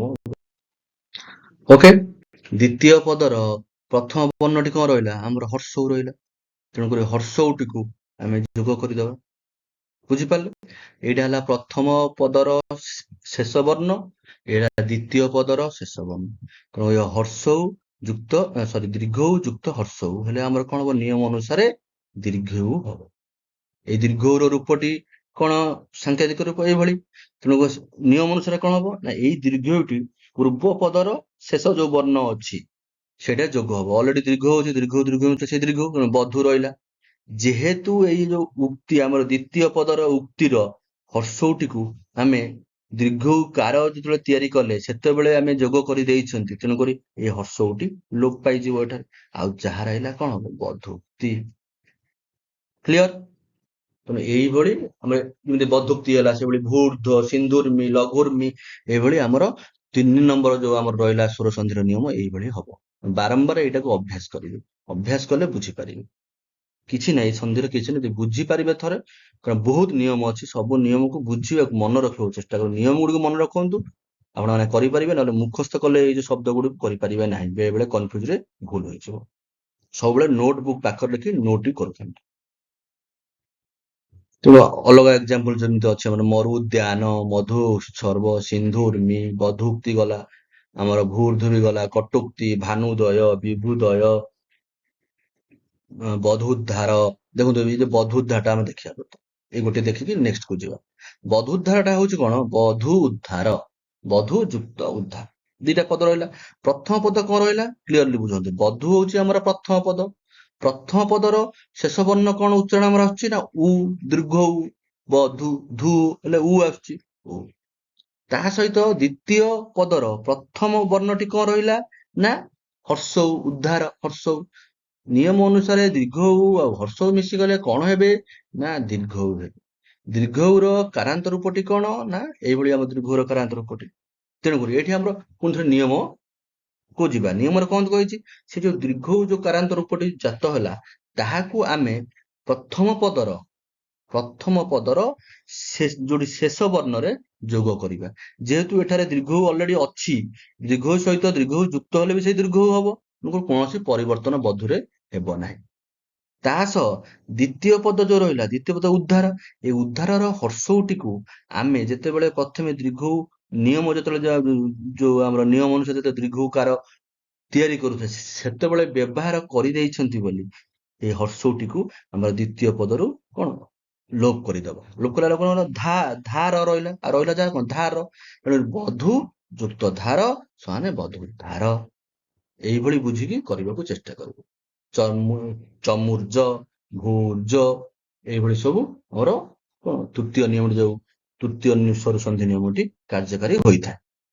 ଚତୁର୍ଥଟି ହଉଛି କଣ, ଏଠାରେ କଣ ରହିଲା ନା ଅ ବା ଆ ପରେ ଅ ବା ଆ ପରେ ହର୍ଷଇ ବା ଦୀର୍ଘଇ ଥିଲେ ଦୁହେଁ ମିଶି ଏ ହୁଅନ୍ତି। ଏ ଅ ବା ଆ ପରେ ଅର୍ଥ, ଏଇଟା ଅ ବା ଆ ହଉଛି ପ୍ରଥମ ଯୋଉ ଆମର ପଦ ରହିଲା, ପ୍ରଥମ ପଦର ଶେଷ ବର୍ଣ୍ଣଟି ଅ ବା ଆ ଥିଲେ, ଏଇଟା ହଉଛି ଆମର କଣ ପ୍ରଥମ ପଦ, ପ୍ରଥମ ପଦର ବୁଝିବେ ଶେଷ ବର୍ଣ୍ଣ, ବୁଝିପାରିଲେ, ପ୍ରଥମ ପଦର ଶେଷ ବର୍ଣ୍ଣ ଅ ବା ଆ ଥିଲେ ଦ୍ୱିତୀୟ ପଦର ପ୍ରଥମ ବର୍ଣ୍ଣ, ଏଟା ହଉଛି କଣ ନା ଦ୍ୱିତୀୟ ପଦର ପ୍ରଥମ ବର୍ଣ୍ଣ, ପ୍ରଥମ ବର୍ଣ୍ଣ, ପ୍ରଥମ ବର୍ଣ୍ଣ, ଦ୍ୱିତୀୟ ପଦର ପ୍ରଥମ ବର୍ଣ୍ଣ ହର୍ଷେଇ ବା ଦୀର୍ଘଇ ଥିଲେ ଦୁହେଁ ମିଶି ଏ ହୁଅନ୍ତି। ଏଟି ଏ କାରାନ୍ତ ରୂପ ନେଇଯିବ, ଏ କାରାନ୍ତ ରୂପ ନେଇ ପୂର୍ବ ବର୍ଣ୍ଣ, ଯୋଉ ପୂର୍ବ ବର୍ଣ୍ଣ ମାନେ କଣ, ପୂର୍ବ ବର୍ଣ୍ଣରେ ଆମର ଯାହା ଥିବ, ଯୋଉ ଶେଷ ଆମ ସ୍ୱର ବର୍ଣ୍ଣଟି ଆଣିଛନ୍ତି ଯାହାଠୁ ପୂର୍ବ ବର୍ଣ୍ଣରେ ଯୋଗ ହୋଇଛି, ପୂର୍ବ ବର୍ଣ୍ଣ ପ୍ରଥମ ପଦର ଶେଷ ବର୍ଣ୍ଣରେ, ପୂର୍ବ ବର୍ଣ୍ଣ ହଉଛି ପ୍ରଥମ ପଦର ଶେଷ ବର୍ଣ୍ଣରେ ଯୋଗ ହୋଇଛି।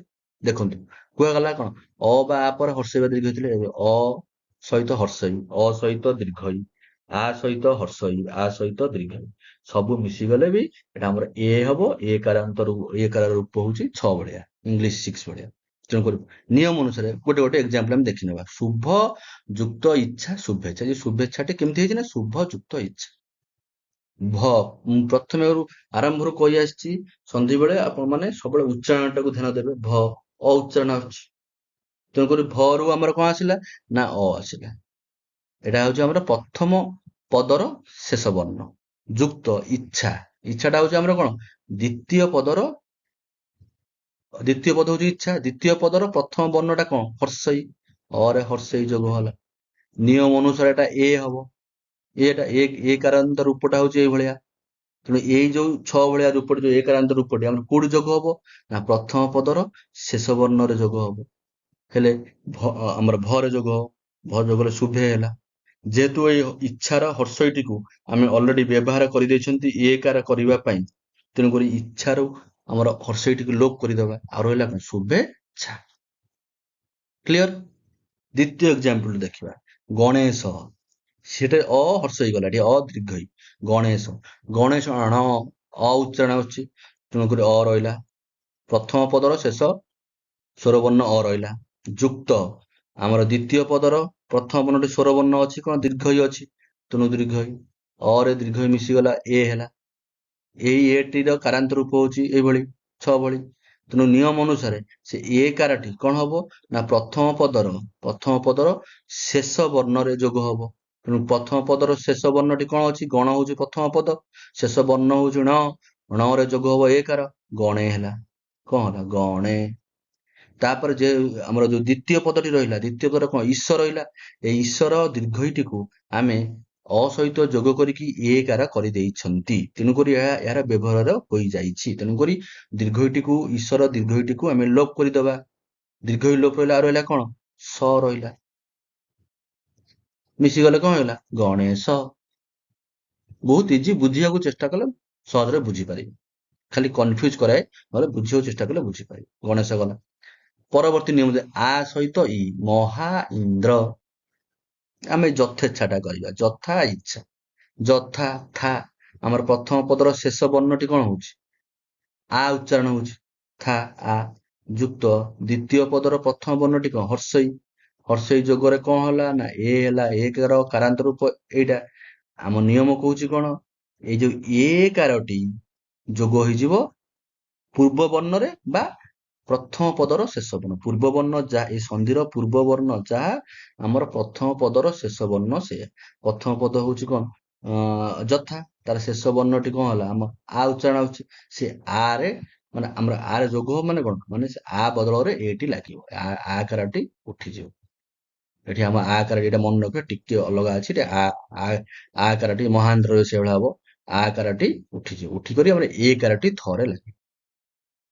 ଓକେ, ଆଉ ଏଇ ହର୍ଷଇଟି ଯେହେତୁ ଆମେ ଏଠାରେ ବ୍ୟବହାର କରିନେଇଛନ୍ତି, ତେଣୁକରି ଏଇ ହର୍ଷଇଟି ମଧ୍ୟ ଲୋପ ପାଇଯିବ, ଆଉ ରହିବ ଛା, ଯଥେ ଛା। ରମା ଈଶ, ରମା ଈଶ, ଆରେ ଦୀର୍ଘଇ ରମା, ରମାର ଆ ଉଚ୍ଚାରଣ ଆସୁଛି, ଯୁକ୍ତ ଦୀର୍ଘ ଇ ହେଲା ଆମର ସେଇ ଏ ହେଲା, ଏ ର କାରାନ୍ତ ରୂପଟି ହେଲା 6 ଭଳି ହେଲା ଆମର ଏ ର କାରାନ୍ତ ରୂପଟି, ଏ କାରାନ୍ତ ରୂପଟି ଆମର ପ୍ରଥମ ପଦର ଶେଷ ବର୍ଣ୍ଣରେ ଲାଗିବ। ଯେହେତୁ ଏଠି ରମା ଆକାର ଅଛି, ଏ ଆକାରକୁ ଆମେ ଉଠେଇଦବା, ଆକାରଟିକୁ ଉଠେଇ ଦେଇ ଯୋଉ ରମରେ ଆମର ଏ କାର ଲଗାଇଦବା, ରମେ ହେଲା। ଯେହେତୁ ଆମର ଯୋଉ ଈଶ ପଦର ଦୀର୍ଘଇଟି ଅଲରେଡି ବ୍ୟବହୃତ ହୋଇଯାଇଛି ସନ୍ଧି କଲା ବେଳେ, ତେଣୁକରି ଦୀର୍ଘଇକୁ ମଧ୍ୟ ଲୋପ କରିଦେବା। ଆଉ ରହିଲା କଣ, ରମେଶ। ରମେଶଟି ହଉଛି ଫାଇନାଲ ୱାର୍ଡ। ବୁଝିପାରିଲେ? ଏଇଟା ହଉଛି ଆମର ଚତୁର୍ଥ ନିୟମ।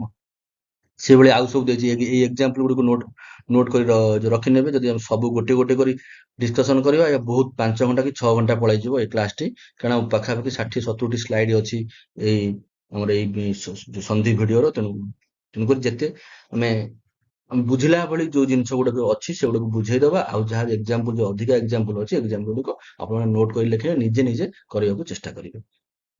ସେ ଯେମିତି ଗଜେନ୍ଦ୍ର, ଅ ଇ ମିଶିକି ଏ ହେଲା, ହେଇକି ଆମର ଏଇ ଇଟା ଯୋଗ ହୋଇଯାଇଛି, ତେଣୁକରି ଏଇଟାକୁ ଆମେ ଲୋପ କରିଦବା। ଏଇଟା ଏକାନ୍ତ ରୂପ ହେଇ ଗଜେନ୍ଦ୍ର ହେଇଗଲା। ସେଭଳି ଦେବେଶ, ଜୀବେଶ, ଗଣେଶ୍ୱର, ରାମେଶ୍ୱର, ସୁରେଶ୍ୱର, ଏଇସବୁ ବହୁତ ଏକ୍ସାମ୍ପଲ ଅଛି। ଆପଣ ଏକ୍ସାମ୍ପଲକୁ ନୋଟ କରି ବାରମ୍ବାର ଦେଖିବାକୁ ଚେଷ୍ଟା କରନ୍ତୁ। ଓକେ, ନିୟମ ବହିର୍ଭୂତ ଯୋଉ ଆମର ବ୍ୟତିକ୍ରମ ରହିଲା, ମୁଁ ତ ଏବେ ଯଥେଚ୍ଛା ଦୁର୍ଗେଶ ଡିସ୍କସନ କରିକି ଆସିଲି। ତେଣୁ ଯୋଉ ବ୍ୟତିକ୍ରମ ଗୁଡିକ ରହିଲା, କଣ ଦେଖନ୍ତୁ, ଏଇ ଯୋଉ ବ୍ୟତିକ୍ରମ ରହିଲା, ଏଇଟା ହଉଛି ବ୍ୟତିକ୍ରମ। ହଳ ଇଶା, ହଳିଶା, ଏଗୁଡା ପୁରା ମନେ ରଖିବେ। ମାନେ ଯୋଉ ବ୍ୟତିକ୍ରମ ଗୁଡିକ କିଛି ନିୟମ ବହିର୍ଭୂତ ଅଟନ୍ତି, ନିୟମରେ ସେ ଯାଆନ୍ତିନି, ତେଣୁ ତାକୁ ମନେ ରଖିବାକୁ ପଡିବ। ଲାଙ୍ଗଳିଶା, ମନୀଷା, ସୋ ଇରିଣୀ, ସ୍ୱେରିଣୀ, ଇଏ ଯୋଉ 4ଟି 5ଟି ରହିଲା ବ୍ୟତିକ୍ରମ, ଏଟାକୁ ପୁରା ମନେ ରଖି ଆପଣମାନେ ମନେ ରଖିବେ କେବଳ, ଆଉ କିଛି ନାହିଁ, ୟାର ନିୟମ ହିଁ ନାହିଁ। ପରବର୍ତ୍ତୀ ନିୟମଟି, 5 ନମ୍ବର ନିୟମଟି ହଉଛି କଣ, ଅ ବା ଆ ପରେ ହର୍ଷ ଦୀର୍ଘ ହେଇଗଲା। ଅ ବା ଆ ପରେ ହର୍ଷ ବା ଦୀର୍ଘ ଥିଲେ ଓ ହୁଏ। ଅ ବା ଆ ପରେ ମାନେ କଣ ନା, ପ୍ରଥମ ପଦର, ମନେ ରଖନ୍ତୁ ଯାହା କହୁଛି, ପ୍ରଥମ ପଦର ଶେଷ ବର୍ଣ୍ଣ, ଶେଷ ସ୍ୱର ବର୍ଣ୍ଣ, ଏଠି ଆମେ ସ୍ୱର ସନ୍ଧି ପଢୁଛୁ ନା, ଶେଷ ସ୍ୱର ବର୍ଣ୍ଣ ବା ଶେଷ ବର୍ଣ୍ଣରେ କଣ, ଅ ବା ଆ ଯଦି ଥିବ, ତାପରେ ଆମ ଦ୍ୱିତୀୟ ପଦର ପ୍ରଥମ ବର୍ଣ୍ଣ,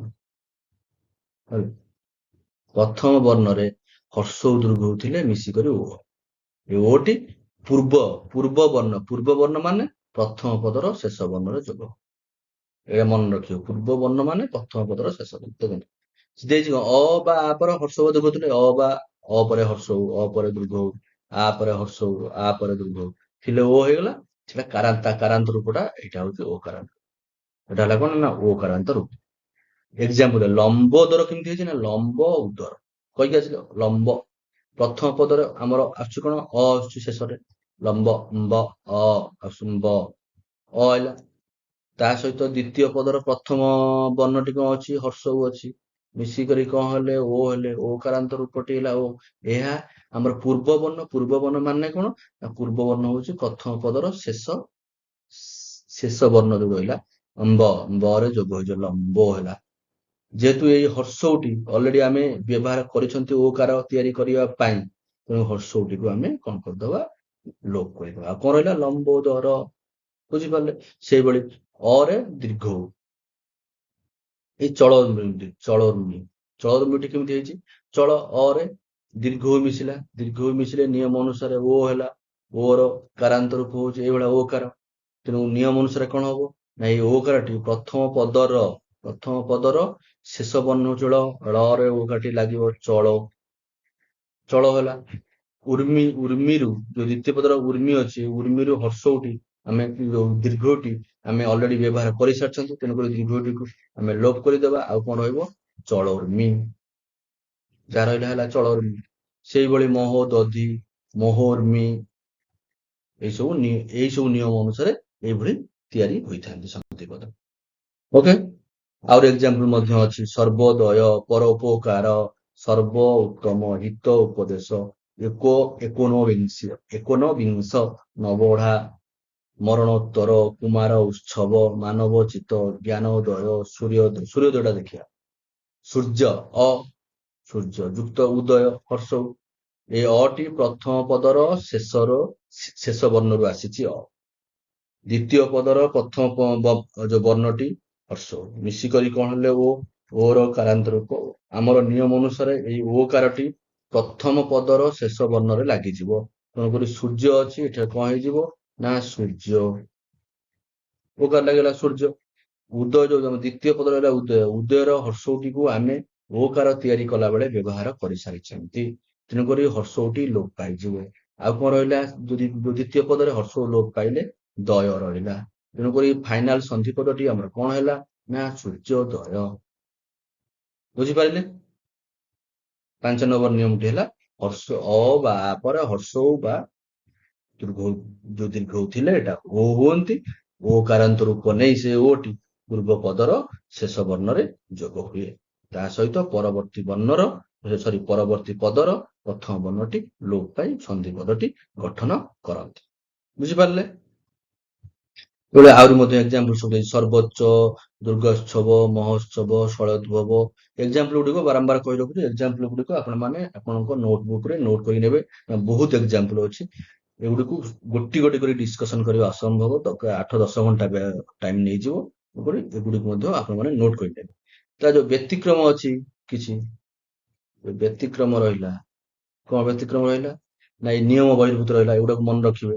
ପ୍ରୌଢ, ପ୍ରୌଢୀ, ଅକ୍ଷୟିଣୀ। ପ୍ରୌଢ ଦେଖନ୍ତୁ ଆମର କଣ ଅ ହର୍ଷ କିମ୍ବା ଦୀର୍ଘ ମିଶିଲେ କଣ ହଉଛି ଓ ହଉଛି।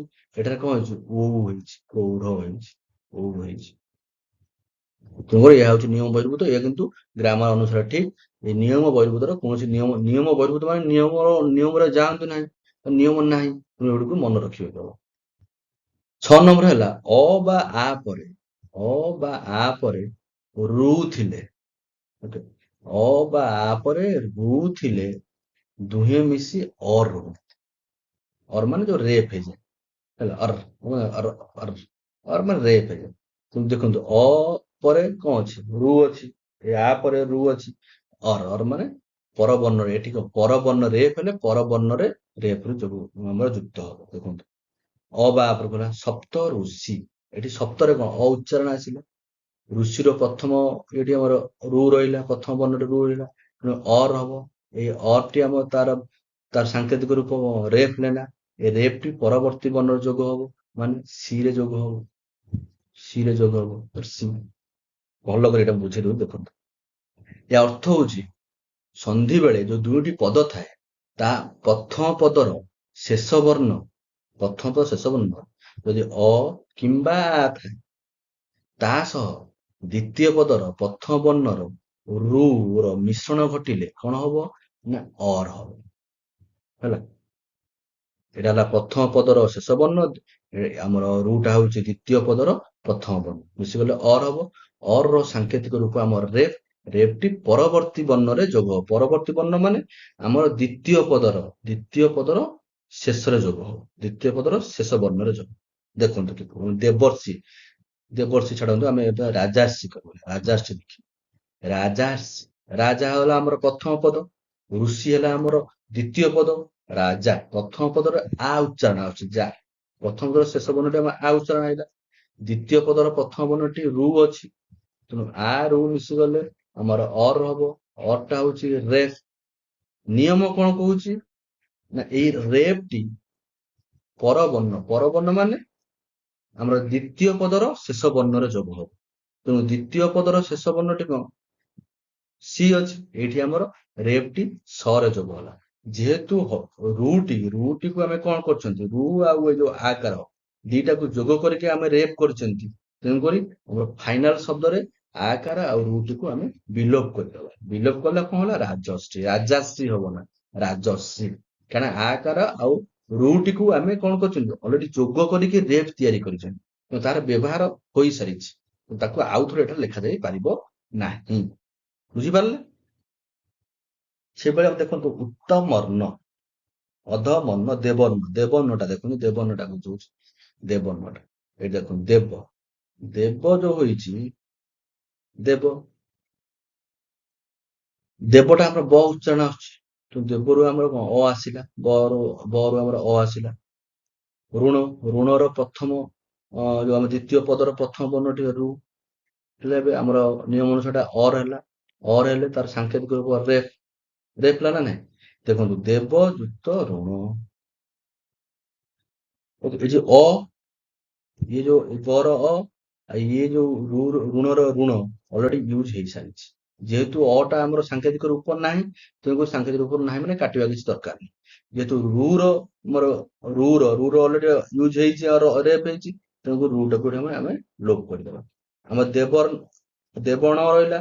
ତ ଯାହା ଆମର ନିୟମ ଅନୁସାରେ କଣ, ଯୋଉ ରେପଟି ହେଇଛି, ରେପଟି ପରବର୍ତ୍ତୀ ବର୍ଣ୍ଣର ଯୋଗ ହବ ଦ୍ୱିତୀୟ ପଦର, ତେଣୁ ଦେବର୍ଣ୍ଣ ହବ। ବୁଝିପାରିଲେ? ଦେବର୍ଣ୍ଣ ହବ। এই আমাদের ମହାରିଷି, ଦେଖିବା ମହାରିଷି, ମହାରୁ ଆ ଆସିଲା, ଋଷିରୁ ରୁ ଆସିଲା, ଦୁହେଁ ମିଶି ଅର ବା ରେଫ ହେଲେ, ରେଫ ହେଲେ। ଏଇ ଯୋଉ ଆଟା ଆମର କଣ, ମହାରୁ ଆଇଛି, ଆକାରାନ୍ତ ଆଇଛି। ଏଟାକୁ ଆମେ ସନ୍ଧିର ଫାଇନାଲ ରେଜଲ୍ଟ ତିଆରି କରିବା, ଏ ଆକାର ଟିକେ ଲୋପ କରିଦବା। ରୁ ଟିକେ ଅଲରେଡି ମିଶି ଯାଇଛି ରେଫ ପାଇଁ, ଓକେ, ତେଣୁକରି ରୁ ଟିକୁ ମଧ୍ୟ ଲୋପ କରିଦବା। କଣ ରହିଲା, ମହ। ଏ ଯୋଉ ରେଫଟିକୁ ଆମେ କଣ, ତାର ଯୋଉ ଆମର ଦ୍ୱିତୀୟ ପଦର ଶେଷ ବର୍ଣ୍ଣରେ ଯୋଗ କରିବା ନା, ତ ଆମ ଦ୍ୱିତୀୟ ପଦର ଶେଷ ବର୍ଣ୍ଣଟିକୁ ସି ରେ ରେଫ ଯୋଗ କରିଦବା, ହେଲେ ମହର୍ଷି। ବୁଝିପାରିଲେ?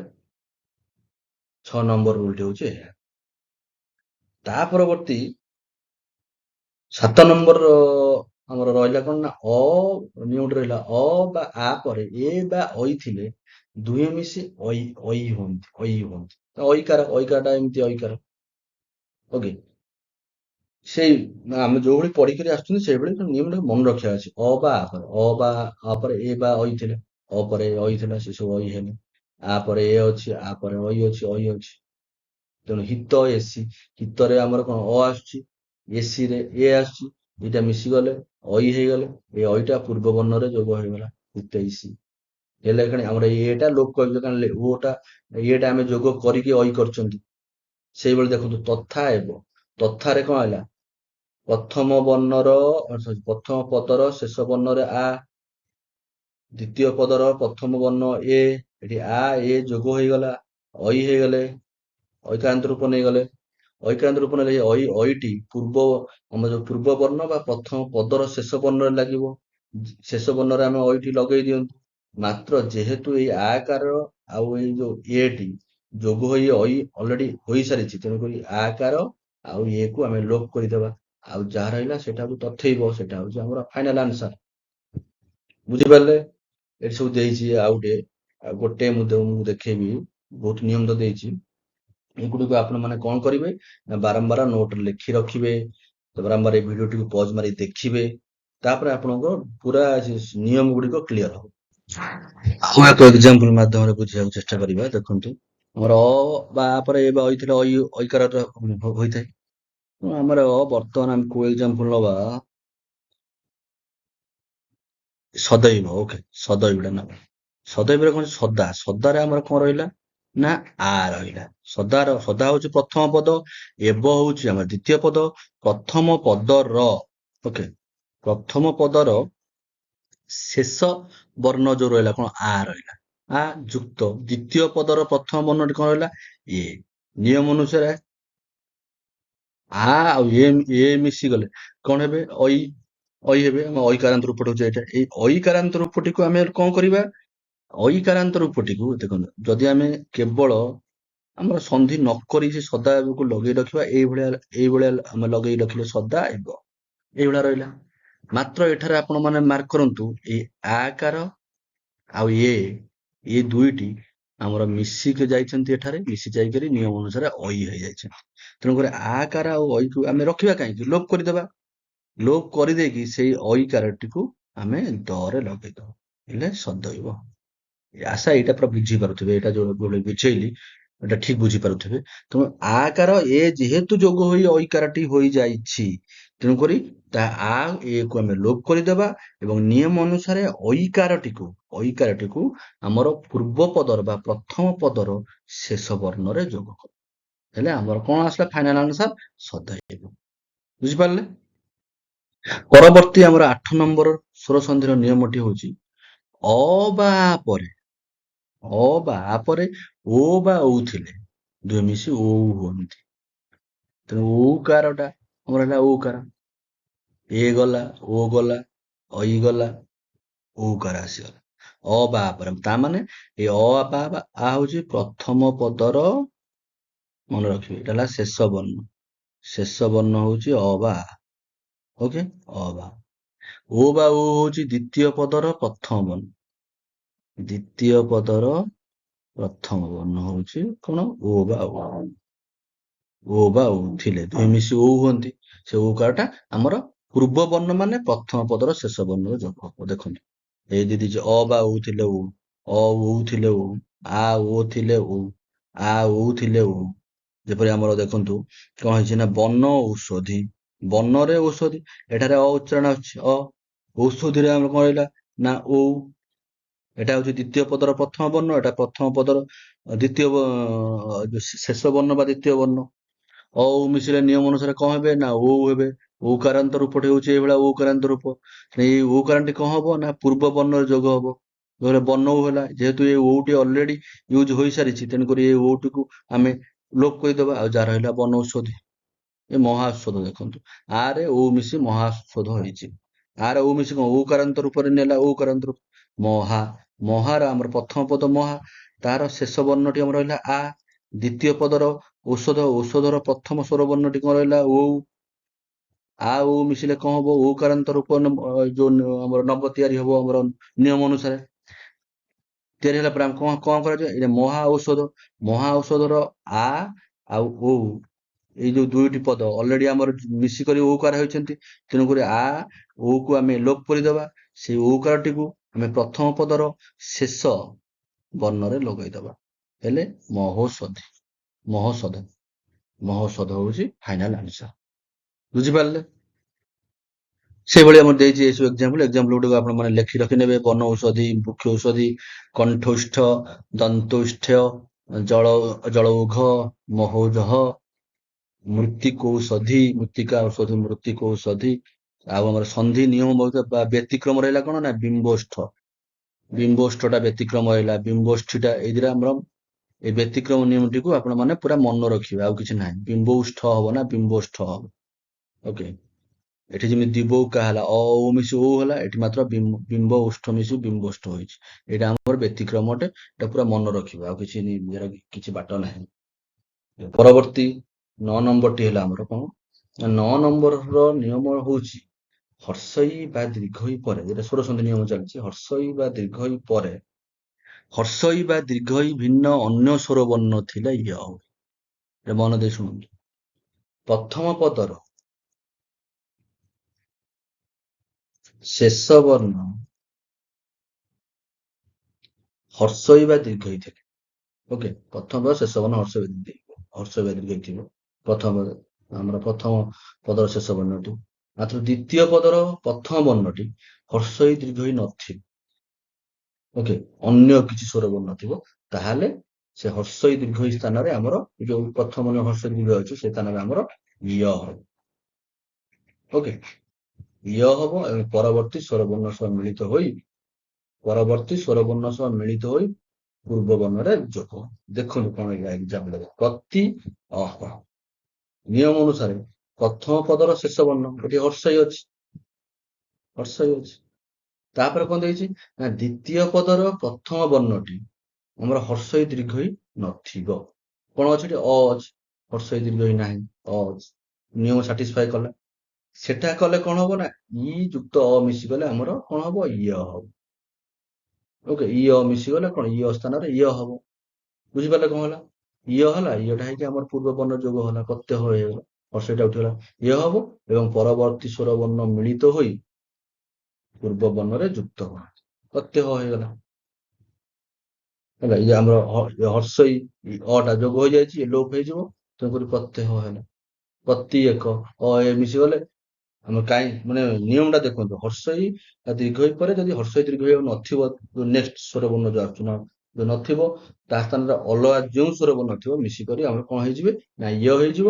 ଇୟ ହେଲା ପରେ ଆମର ତା ପୂର୍ବ ବର୍ଣ୍ଣରେ ଯୋଗ ହେଇଯିବେ। ଦେଖନ୍ତୁ ଏ ଦୀର୍ଘଇଟା ଆମେ ଦେଖିବା, ସୂଚି ଅଗ୍ର। ସୂଚି ଅଗ୍ର ହଉଛି ହର୍ଷଇକାର ରହିଲା, ସୂଚି ଯୁକ୍ତ ଅଗ୍ର। ଏଠି ଆମର ରହିଲା କଣ ହର୍ଷଇକାର, ସୂଚି ଯୁକ୍ତ ଅଗ୍ରରେ ଅ ରହିଲା, ଇ ଅ ମିଶି କଣ ହବ ଇୟ ହବ ନିୟମ ଅନୁସାରେ। ଇୟର ଫଳା ରୂପ ହଉଛି ଏଇଠି, ଏଟା ମନେ ଇୟର ଆମର ଫଳା ରୂପ ହଉଛି ଏଇ ଚାରି ଭଳିଆ। ଇୟର ଫଳା ରୂପ, ଏଇ ଫଳ ରୂପଟି ଆମର ଆପଣ ମାନେ ଯୋଉ ଲେଖି ରଖନ୍ତୁ। ତ ଏଇ ସୂଚି ଅଗ୍ର, ଏଇ ଯୋଉ ସୂଚୀରୁ ହର୍ଷେଇ ଅଗ୍ର ଆମ ଦ୍ୱିତୀୟ ପଦର ପ୍ରଥମ ସ୍ୱର ବର୍ଣ୍ଣ ଅ, ଏଠି ହର୍ଷଇ ନାହିଁ, ଅ ଅଛି। ତେଣୁ ଅ ମିଶିକରି ୟ ହୋଇଛନ୍ତି, ତେଣୁକରି ଏ ହର୍ଷଇକାର ଏ ଅଟିକୁ ଆମେ ଲୋପ କରିଦେବା। ନିୟମ ଅନୁସାରେ ଯୋଉ ୟଟି ହୋଇଛି, ଏଇ ୟଟିକୁ ପୂର୍ବ ବର୍ଣ୍ଣରେ ଯୋଗ କରିଦେବା। କଲେ ସୂଚି ଅଗ୍ର ହେଲା। ଯଦ୍ୟ ଅପିଟା ସେଇଟା ଯଦି ଅପି ଇ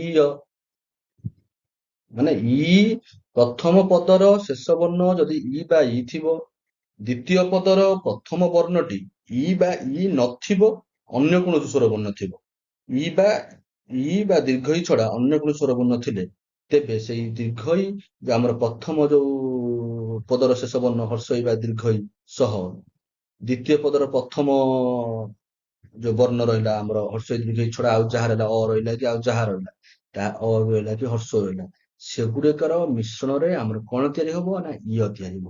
ୟଟି ୟ ଫଳାରୂପ ନବ, ୟ ଫଳାରୂପ ନେଇ ତାହା ପୂର୍ବ ଯୋଉ ପଦ ରହିଲା, ଯୋଉ ପ୍ରଥମ ପଦ ରହିଲା, ପ୍ରଥମ ପଦର ଶେଷ ବର୍ଣ୍ଣରେ ଯାହା। ବୁଝିପାରିଲେ? ଆଉ ଗୋଟେ ଏକ୍ସାମ୍ପଲ ନେଇଯିବା, ଯଦ୍ୟପି। ବୁଝିବାକୁ ଚେଷ୍ଟା କରନ୍ତୁ। ଯଦ୍ୟପି ହେଲା କଣ? ଯଦି, ଯଦିରେ ଆମର ପ୍ରଥମ ପଦ ଯଦି ହେଲା, ଯଦିର ପ୍ରଥମ ହର୍ଷ ଇ ହଉଛି ଶେଷ ବର୍ଣ୍ଣଟି। ଅପି, ଅପିଟା ହଉଛି ଆମର ଦ୍ୱିତୀୟ ପଦ, ତାର ପ୍ରଥମ ବର୍ଣ୍ଣ ହଉଛି ଅ, ଏଠି ହର୍ଷ ଇ ନାହିଁ, ହର୍ଷ ଇ ମିଶିଗଲେ କଣ ହବ ନିୟମ ଅନୁସାରେ ୟ, ୟଟା ହଉଛି ୟ ଫଳାନ୍ତ ରୂପ ହଉଛି ୟ, ତା ସାଙ୍କେତିକ ରୂପଟା ହଉଛି ଫୋର ଭଳିଆ।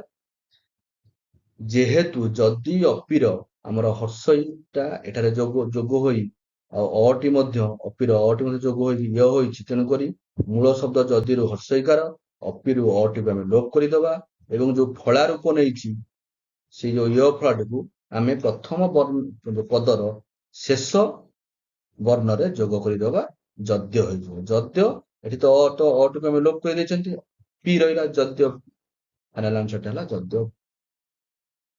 ସେଭଳି ବହୁତ ଏକ୍ସାମ୍ପଲ ଅଛି, ଏଗୁଡିକୁ ଆପଣ ମାନେ ଲେଖି ନେବେ, ନୋଟ କରି ନେବେ, ନୋଟ କରି ବାରମ୍ବାର ଅଭ୍ୟାସ କଲେ ଏଟା ମନେ ରହିଯିବ। ଅସି ଆଘାତ, ଅସ୍ୟାଘାତ, ଶକ୍ତି ଏଷଣା, ଶକ୍ତି ଏଷଣା। ଓକେ, ସ୍ୱର ସନ୍ଧିର 10 ନମ୍ବର ନିୟମଟା ଆମର କଣ ହେଲା? ହର୍ଷଉ ବା ଦୀର୍ଘ ଉପରେ, ହର୍ଷଉ ବା ଦୀର୍ଘ ଉପରେ ସେ ହର୍ଷଉ ଦୀର୍ଘ ଆଉ ନଥିବ, ଯୋଉ ପରପଦର ଯୋଉ ପ୍ରଥମ ସ୍ୱର ବର୍ଣ୍ଣର ହର୍ଷଉ କି ଆଉ ଦୀର୍ଘ ନଥିବ, ତା ଭିନ୍ନ ଅନ୍ୟ ସ୍ୱର ବର୍ଣ୍ଣ ଥିବ, ଯେପରି ଆମର ପୂର୍ବ ସବୁ ଦେଖିବାରେ ହର୍ଷ ଦୀର୍ଘ ପାଇଁ ଦେଖିକରି ଆସିଲେ, ସେଇଭଳି ଅନ୍ୟ ସ୍ୱର ବର୍ଣ୍ଣ ଥିଲେ କଣ ହବ ନା ଉ ହବ। ଏଇ ଓଟା ଆମର ପରବର୍ତ୍ତୀ ସ୍ୱର ବର୍ଣ୍ଣ ସହ ମିଳିତ ହୋଇ ପୂର୍ବ ବର୍ଣ୍ଣରେ ଯୁକ୍ତ ହୋଇଯିବ। ପୂର୍ବ ବର୍ଣ୍ଣଟା ଯୁକ୍ତ ହବ। ଦେଖନ୍ତୁ କଣ ନିୟମ ଦେଲା, ଆମର ଦେଲା ଯେ ଏଇଟା ହଉଛି ହର୍ଷଉ ବା ଦୀର୍ଘ କୋଉଠି ଥିବ ନା ପ୍ରଥମ ବର୍ଣ୍ଣର, ପ୍ରଥମ ପଦର, ପ୍ରଥମ ଅସୁବିଧା ହଉଛି ଲେଖିବା ପାଇଁ, ଠିକ ହେଲା, ପ୍ରଥମ ପଦର ଶେଷ ବର୍ଣ୍ଣ, ଶେଷ ବର୍ଣ୍ଣରେ ଆମର କଣ ଥିବ ନା ହର୍ଷଉ ବା ଦୀର୍ଘ। ବୁଝିପାରିଲେ? ମାତ୍ର ଦ୍ୱିତୀୟ ପଦର ପ୍ରଥମ ବର୍ଣ୍ଣରେ ଆମର ହର୍ଷଉ ଦୀର୍ଘ ନଥିବ। ଓକେ, ହର୍ଷଉ କିମ୍ବା ଦୀର୍ଘ ନଥିବ, ତା ଭିନ୍ନ ଅନ୍ୟ ସ୍ୱର ବର୍ଣ୍ଣ ଥିବ। ଆଉ ଯୋଉ ସ୍ୱର ବର୍ଣ୍ଣ ରହିଲେ, ଆଉ ଯୋଉ ରହିଲେ ହର୍ଷଉ ଦୀର୍ଘ ଛାଡି ଦେଇ ଆଉ ଯାହା ରହିଲେ ସେଇ ସ୍ୱର ବର୍ଣ୍ଣ ଥିବ, ସେତେବେଳେ କଣ ହବ ନା ହର୍ଷଉ କିମ୍ବା ଦୀର୍ଘ ସହିତ ଆଉ ଯୋଉ ସ୍ୱର ବର୍ଣ୍ଣ ଥିବ ସେଗୁଡିକର ମିଳନ ଘଟିକି ଆମର ଓ ହବ। ଏ ଓଟି ଫଳା ରୂପେ ବ୍ୟବହୃତ ହବ। ଓକେ, ଦେଖନ୍ତୁ କିପରି ଏକ୍ସାମ୍ପଲ ଦେଇଛି। ଅନ୍ୱୟ ହେଇଛି। ଏକ୍ସାମ୍ପଲ ଦେଲେ ଆପଣମାନେ ଠିକ ସେ ବୁଝିପାରିବେ। ଅନ୍ୱୟ। ଦେଖନ୍ତୁ ଅନୁ ହଉଛି ଆମର କଣ ନା ପ୍ରଥମ ପଦ, ଦ୍ୱିତୀୟ ପଦଟି ହେଲା ଅୟ। ଅନୁର ଆମର ସବୁବେଳେ ମୁଁ କହିକି ଆସିଛି ପ୍ରଥମରୁ, ଉଚ୍ଚାରଣର ଯୋଉ ଆମର ପ୍ରଥମ ପଦର ଶେଷ ବର୍ଣ୍ଣର ଉଚ୍ଚାରଣ ଉ ଆସୁଛି, ନୁର ଉଚ୍ଚାରଣ ଉ ଆସୁଛି, ତେଣୁକରି ଉଟା ହଉଛି ଏଠି ଦେଇଛି, ଉ ସ୍ୱର ବର୍ଣ୍ଣ ରହିଲା। ତାପରେ ଦ୍ୱିତୀୟ ପଦର ପ୍ରଥମ ବର୍ଣ୍ଣ ହର୍ଷଉ କିମ୍ବା ଦୀର୍ଘ ନଥିବ, ଦୀର୍ଘ ନାହିଁ, ଏଠି ଅ ଅଛି, ଉ ସହିତ ଅ ଗୋଟେ ସ୍ୱର ବର୍ଣ୍ଣ, ଅର ମିଳନ ଘଟିଲେ କଣ ହେଲା ଉ ହେଲା। ଯେହେତୁ ଉ ଆଉ ଓ ମିଶିକରି ଅ ହୋଇଯାଇଛନ୍ତି, ତେଣୁ ଏଠି ଯୋଉ ଉ ଆଉ ଅ ଅଛି ଦିଟାକୁ ଆମେ ଉଠେଇଦବା, ଲୋପ କରିଦବା, ତା ଜାଗାରେ ଆମର ବ ଫଳା ଓ ଫଳା ଦେଇଦବା, କଣ ହେଲା ନା ଅନ୍ୱୟ ହେଲା। ପରବର୍ତ୍ତୀ ସ୍ୱର ବର୍ଣ୍ଣ ମିଳିତ ହୋଇ ଓ ହବ ଏବଂ ପରବର୍ତ୍ତୀ ସ୍ୱର ବର୍ଣ୍ଣ ମିଳିତ ହୋଇ ପୂର୍ବ ବର୍ଣ୍ଣରେ ଯୁକ୍ତ ହବ। ପୂର୍ବ ବର୍ଣ୍ଣରେ ଆମର ଯୁକ୍ତ ହେଇଗଲା ସେଇ ବ ଫଳାଟା। ବୁଝିପାରିଲେ? ସେପରି ଅନୁ ଏସନ, ଏଠି କଣ ଉ ଥିଲା, ଉ ସହିତ ଅ, ଏଠି ସେ ଉ ସହିତ ଏ, ମାନେ ହର୍ଷ ଉ ଦୀର୍ଘ ଉ ଛଡା ଆଉ ଯେଉଁ ସ୍ୱର ବର୍ଣ୍ଣ ରହିବ ସେକେଣ୍ଡ ପଦର ପ୍ରଥମ, ଆମର ଯୋଉ ପ୍ରଥମ ବର୍ଣ୍ଣଟି, ତାହା ସହିତ ଯଦି ଆମର ପ୍ରଥମ ପଦର ଶେଷ ସ୍ୱର ବର୍ଣ୍ଣଟି ହର୍ଷ ଉ କିମ୍ବା ଦୀର୍ଘ ଉ ଥିବ ମିଳିତ ହେବେ, ତାପରେ ଉ ହେବ। ଓକେ, ଏଠି ଦେଖନ୍ତୁ ଅନ୍ୱେଷଣ କିପରି ହେଇଛି। ଅନୁ, ଅନୁ ହଉଛି ଆମର କଣ ପ୍ରଥମ ପଦ। ପ୍ରଥମ ପଦର ଅନୁର ଶେଷ ବର୍ଣ୍ଣର କଣ ଆସୁଛି ନା ଉ, ହର୍ଷ ଉ। ନିୟମ କହିଲା ହର୍ଷ ଉ କିମ୍ବା ଦୀର୍ଘ ଉ ଥିବେ ପ୍ରଥମ ପଦର ଶେଷ ବର୍ଣ୍ଣ ଅଛନ୍ତି। ତାପରେ ରହିଲା କଣ, ଦ୍ୱିତୀୟ ପଦ ରହିଲା କଣ ଏଷଣ। ଏଷଣର ହଉଛି ଦ୍ୱିତୀୟ ପଦ, ତାହାର ପ୍ରଥମ ବର୍ଣ୍ଣଟି ହର୍ଷ ଉ ଦୀର୍ଘ ଉ ନାହିଁ। ନିୟମ ଅନୁସାରେ ଠିକ ଅଛି, କଣ ଅଛି ଏ ଅଛି। ଏଟା କଣ, ଏଇଟା ଗୋଟେ ସ୍ୱର ବର୍ଣ୍ଣ, ତାହେଲେ ହର୍ଷ ଉ ଦୀର୍ଘ ଉ ଭିନ୍ନ ଗୋଟେ ସ୍ୱର ବର୍ଣ୍ଣ ରହିଲା। ତେଣୁକରି ହର୍ଷ ଉ ସହିତ ଏ ମିଶିଗଲେ କଣ ହବ, ଆମର କଣ ହବ ଉଏ। ଓରେ ଏ କାର ଅଛି, ତେଣୁକରି ଉଏ ହବ। ଉଏ ହେଲା କି ନାଇଁ, ଉଏ। ଓକେ, ତେଣୁକରି ଆମର ଏଇ ଯୋଉ ଶବ୍ଦଟି ଦେଇଛି ଅନୁ ଏଷଣ, ତେଣୁ ହର୍ଷ ଉ ଆଉ ଏ କାର ମିଶିକି ଉଏ ହେଇଛି। ତେଣୁକରି ଆମେ ବର୍ତ୍ତମାନ ସନ୍ଧିର ଫାଇନାଲ ୱାର୍ଡ ଯେତେବେଳେ ଆମେ ନିଷ୍ପନ୍ନ କରିବା, ସେତେବେଳେ ହର୍ଷ ଉ ଆଉ ଏ ଟୁକୁ ଆମେ ଲୋପ କରିଦେଇ ତାହା ଜାଗାରେ ଉଏ ଲେଖିବା। ଉଏ ଟା ଆମର ନର ଆମର ଯୋଉ ପ୍ରଥମ ପଦର ଶେଷ ବର୍ଣ୍ଣରେ ଲାଗିଯିବ, କଣ ହବ ଅନ୍ୱେଷଣ। ବୁଝିପାରିଲେ? ସେଠି ସୁଆଗତ, ହର୍ଷ ଉରେ ଆ ମିଶିଲା, ହେଲେ କଣ ହେଲା, ହର୍ଷ ଉରେ ଆ ମିଶିଲେ ଆମର ହଉଛି କଣ ଉଆ, ଆ ମିଶିଲେ ଉଆ ହେଲା।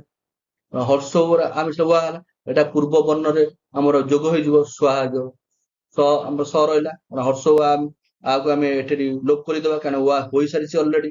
ତେଣୁ ସ୍ୱା ହେଲା, ସ୍ୱା ଆଉ ଯାହା ରହିଲା ଗତ, ସ୍ୱାଗତ। ବଧୁ ଆଦି, ବଧୁ ଆଦି, ବଧୁ ଆଦି, ବହୁ ଆଡମ୍ବର, ବହୁଆଡମ୍ବର। ଓକେ, ଏଟା ଯୋଉ 10 ନମ୍ବର ଆର ଏକ୍ସାମ୍ପଲ ଅଛି। ଏକ୍ସାମ୍ପଲ ଦେଖନ୍ତୁ, ଏକ୍ସାମ୍ପଲ ଗୁଡିକ ପୁରା ଲେଖି ନେବେ, ଏକ୍ସାମ୍ପଲ ଗୁଡିକ ନୋଟ କରି ନେବେ, କାରଣ ଏଇ ଯେତକ ଏକ୍ସାମ୍ପଲ ମୁଁ ସ୍ଲାଇଡ ମାନଙ୍କରେ ଦେଇଛି, ସେଇ ଏକ୍ସାମ୍ପଲ ହିଁ ଏକ୍ସାମ ରେ ସବୁ ଆସେ, କୋଶ୍ଚିନ୍ ଗୁଡିକ ଆସେ। ସାଧୁ ଇଙ୍ଗିତ, ସାଧୁ ଇଙ୍ଗିତ, ସାଧୁ ଇହା। ଦେଖନ୍ତୁ ଏଠି କଣ ହେଲା, ହର୍ଷ ଉ ରହିଲା, କୁହାଯାଇଛି ନିୟମ ହର୍ଷ ଉ ଦୀର୍ଘ ଉ ଥିବ ପ୍ରଥମ ପଦର ଶେଷ ବର୍ଣ୍ଣରେ। ଏଠି ହର୍ଷ ଉ ରହିଲା, ସାଧୁର ହର୍ଷ ଉ ରହିଲା। ତାପରେ ଆମର ଯୋଉ ଦ୍ୱିତୀୟ ପଦର ପ୍ରଥମ ବର୍ଣ୍ଣଟି ହର୍ଷ ଉ ଦୀର୍ଘ ଉ ନଥିବ, ତା ଛଡା ଆଉ ଯେଉଁ ଆମର କଣ ଥିବ, ଯୋଉ ସ୍ୱର ବର୍ଣ୍ଣ ଥିବ, ଯୋଉ ଦୀର୍ଘଇଟି ହଉଛି ସ୍ୱର ବର୍ଣ୍ଣ, ଇହାର ଦୀର୍ଘଇଟି ହେଲା ସ୍ୱର ବର୍ଣ୍ଣ। ଆମେ ଏଇଟା କରୁଛନ୍ତି, ସାଧୁ ଇହାଟା କରୁଛନ୍ତି। ତେଣୁ କଣ ହେଇଯିବ ନା, ଏଟା ଉଇ ହେଇଯିବ, ଉରେ ହର୍ଷେଇକାର ଉଇ ହେଇଯିବ। ହେଲା କି କଣ ହବ, ଯେହେତୁ ହର୍ଷ ଉ ଦୀର୍ଘଇକି ଆମେ ଅଲରେଡି ବ୍ୟବହାର କରିଛନ୍ତି ଇ କରିବା ପାଇଁ, ତେଣୁକରି ହର୍ଷଇ ଆଉ ଆମର ଦୀର୍ଘଇ ଆଉ ହର୍ଷ କୁ ଲୋପ କରିଦେବା, ଆଉ ସେଇ ଉଇଟି ମାନେ ପୂର୍ବବର୍ତ୍ତୀ ଯୋଉ ପଦର ଶେଷ ବର୍ଣ୍ଣରେ ଲାଗିଯିବ, କଣ ସାଧ୍ୟୁ ହେଇଯିବ। ବ ଫଳାନ୍ତ ଆକାର ଉପରେ ହର୍ଷଇକାର ହେଇଗଲେ ସାଧ୍ୟୁ, ଇ ତ ଲୋପ ହେଇଯାଇଛି, ସାଧ୍ୟୁ। ଏଇଭଳି ବୁଝିକି ଆପଣ ନିୟମ ବୁଝିବେ, ନିୟମ ବୁଝିକି ବାରମ୍ବାର ଅଭ୍ୟାସ କଲେ ସନ୍ଧିଟା ସହଜ ହବ କରିବା। ତ 11 ନମ୍ବରଟି ହଉଛି ଆମର 11 ନମ୍ବର ନିୟମ ହଉଛି ସେଇଭଳି, କଣ ହେଲା, ଏ ବା ଐ ପରେ, ଅ ବା ଆ ପରେ ଗଲା, ହର୍ଷଇ ଦୀର୍ଘଇ ପରେ ଗଲା, ହର୍ଷ ଉ ଦୀର୍ଘ ଉ ପରେ ଗଲା, ଏବେ ଆସିଲା ଏ ବା ଐ। ଏ ବା ଐ ପରେ ଅନ୍ୟ ସ୍ୱର ବର୍ଣ୍ଣ ଥିଲେ, ଏ ବା ଐ ପରେ ଅନ୍ୟ ସ୍ୱର ବର୍ଣ୍ଣ ଥିବ, ଏ ସ୍ଥାନରେ ଅୟ ହବ, ଐ ସ୍ଥାନରେ ଆୟ ହବ। ଦେଖନ୍ତୁ, ଏବଂ ଏଇ ଅୟ ଆୟ ପରବର୍ତ୍ତୀ ସ୍ୱର ବର୍ଣ୍ଣ ସହ ଯୁକ୍ତ ହବ, ଏଟା ନେକ୍ସଟ ସ୍ୱର ବର୍ଣ୍ଣ ସହ ଯୁକ୍ତ ହବ। ମନେ ରଖିବେ, ନେକ୍ସଟ, এটা ପୂର୍ବବର୍ତ୍ତୀ ସ୍ୱରବର୍ଣ୍ଣ ସହ ଯୁକ୍ତ ହେବ ନାହିଁ। ଆମର ଯୋଉ ପୂର୍ବବର୍ତ୍ତୀ ସ୍ୱରବର୍ଣ୍ଣ ମାନେ କଣ, ପୂର୍ବବର୍ତ୍ତୀ ପଦର ବା ପ୍ରଥମ ପଦର ଶେଷ ସ୍ୱରବର୍ଣ୍ଣ ସହିତ ଯୋଗ ହଉଥିଲା, ଏଟା କିନ୍ତୁ ଦ୍ୱିତୀୟ ପଦର ସ୍ୱରବର୍ଣ୍ଣ ସହିତ ଯୋଗ ହେବ। ଓକେ, ଦେଖନ୍ତୁ କିପରି, ଏ ବା ଐ ପରେ ଏ ଥିଲେ, ଏ ବା ଐ ପରେ ଅନ୍ୟ ସ୍ୱରବର୍ଣ୍ଣ ଥିଲେ, ଏ ବା ଐ ପରେ ଅନ୍ୟ ସ୍ୱରବର୍ଣ୍ଣ, ଅନ୍ୟ ଯୋଉ ସ୍ୱରବର୍ଣ୍ଣ ଥିବ, କଣ ହବ, ଯେ ଏ ସ୍ଥାନରେ ଅୟ ହବ, ଐ ସ୍ଥାନରେ ଆୟ ହବ। ଦେଖନ୍ତୁ, ଏ ସାଙ୍ଗରେ ଅ ମିଶିଲା ଅୟ ହେଇଛି, ଐ ସାଙ୍ଗରେ ଅ ମିଶିଲେ ଆୟ ହେଇଛି, ସେଟା ନିୟମ କହିଛି। ଏରେ ଅ ମିଶିଲେ, ଏ ସହିତ ଅନ୍ୟ ସ୍ୱରବର୍ଣ୍ଣ ମିଶିଲେ ଅୟ, ଐ ତା ସହିତ ଐ ସହିତ ଅନ୍ୟ ସ୍ୱରବର୍ଣ୍ଣ ମିଶିଲେ ଆୟ। ନେ ଅନ୍ନ, ନେ ଅନ୍ନ, ନେ ଉଚ୍ଚାରଣ କଣ ଆସୁଛି ନା ଏ, ଅନ୍ନରୁ କଣ ଆସିଲା ଅ, ଏ ଅ ମିଶିଗଲେ କଣ ହେଲେ ଅୟ, ଅୟ ହେଲେ ଏଇ ଅୟ ନ ଆମର କଣ ହେଲା, ଦେଖନ୍ତୁ ଭଲ କରି ବୁଝେଇ ଦଉଛି, ଏଠି ଲେଖିବି, ଦେଖନ୍ତୁ ନେ ଯୁକ୍ତ ଅନ। ଓକେ, ତ ନେ କଲେ ଆମ ଉଚ୍ଚାରଣ ଆସୁଛି ଏ, ଯୁକ୍ତ ଦ୍ୱିତୀୟ ପଦର ପ୍ରଥମ ବର୍ଣ୍ଣ ହଉଛି ଅ।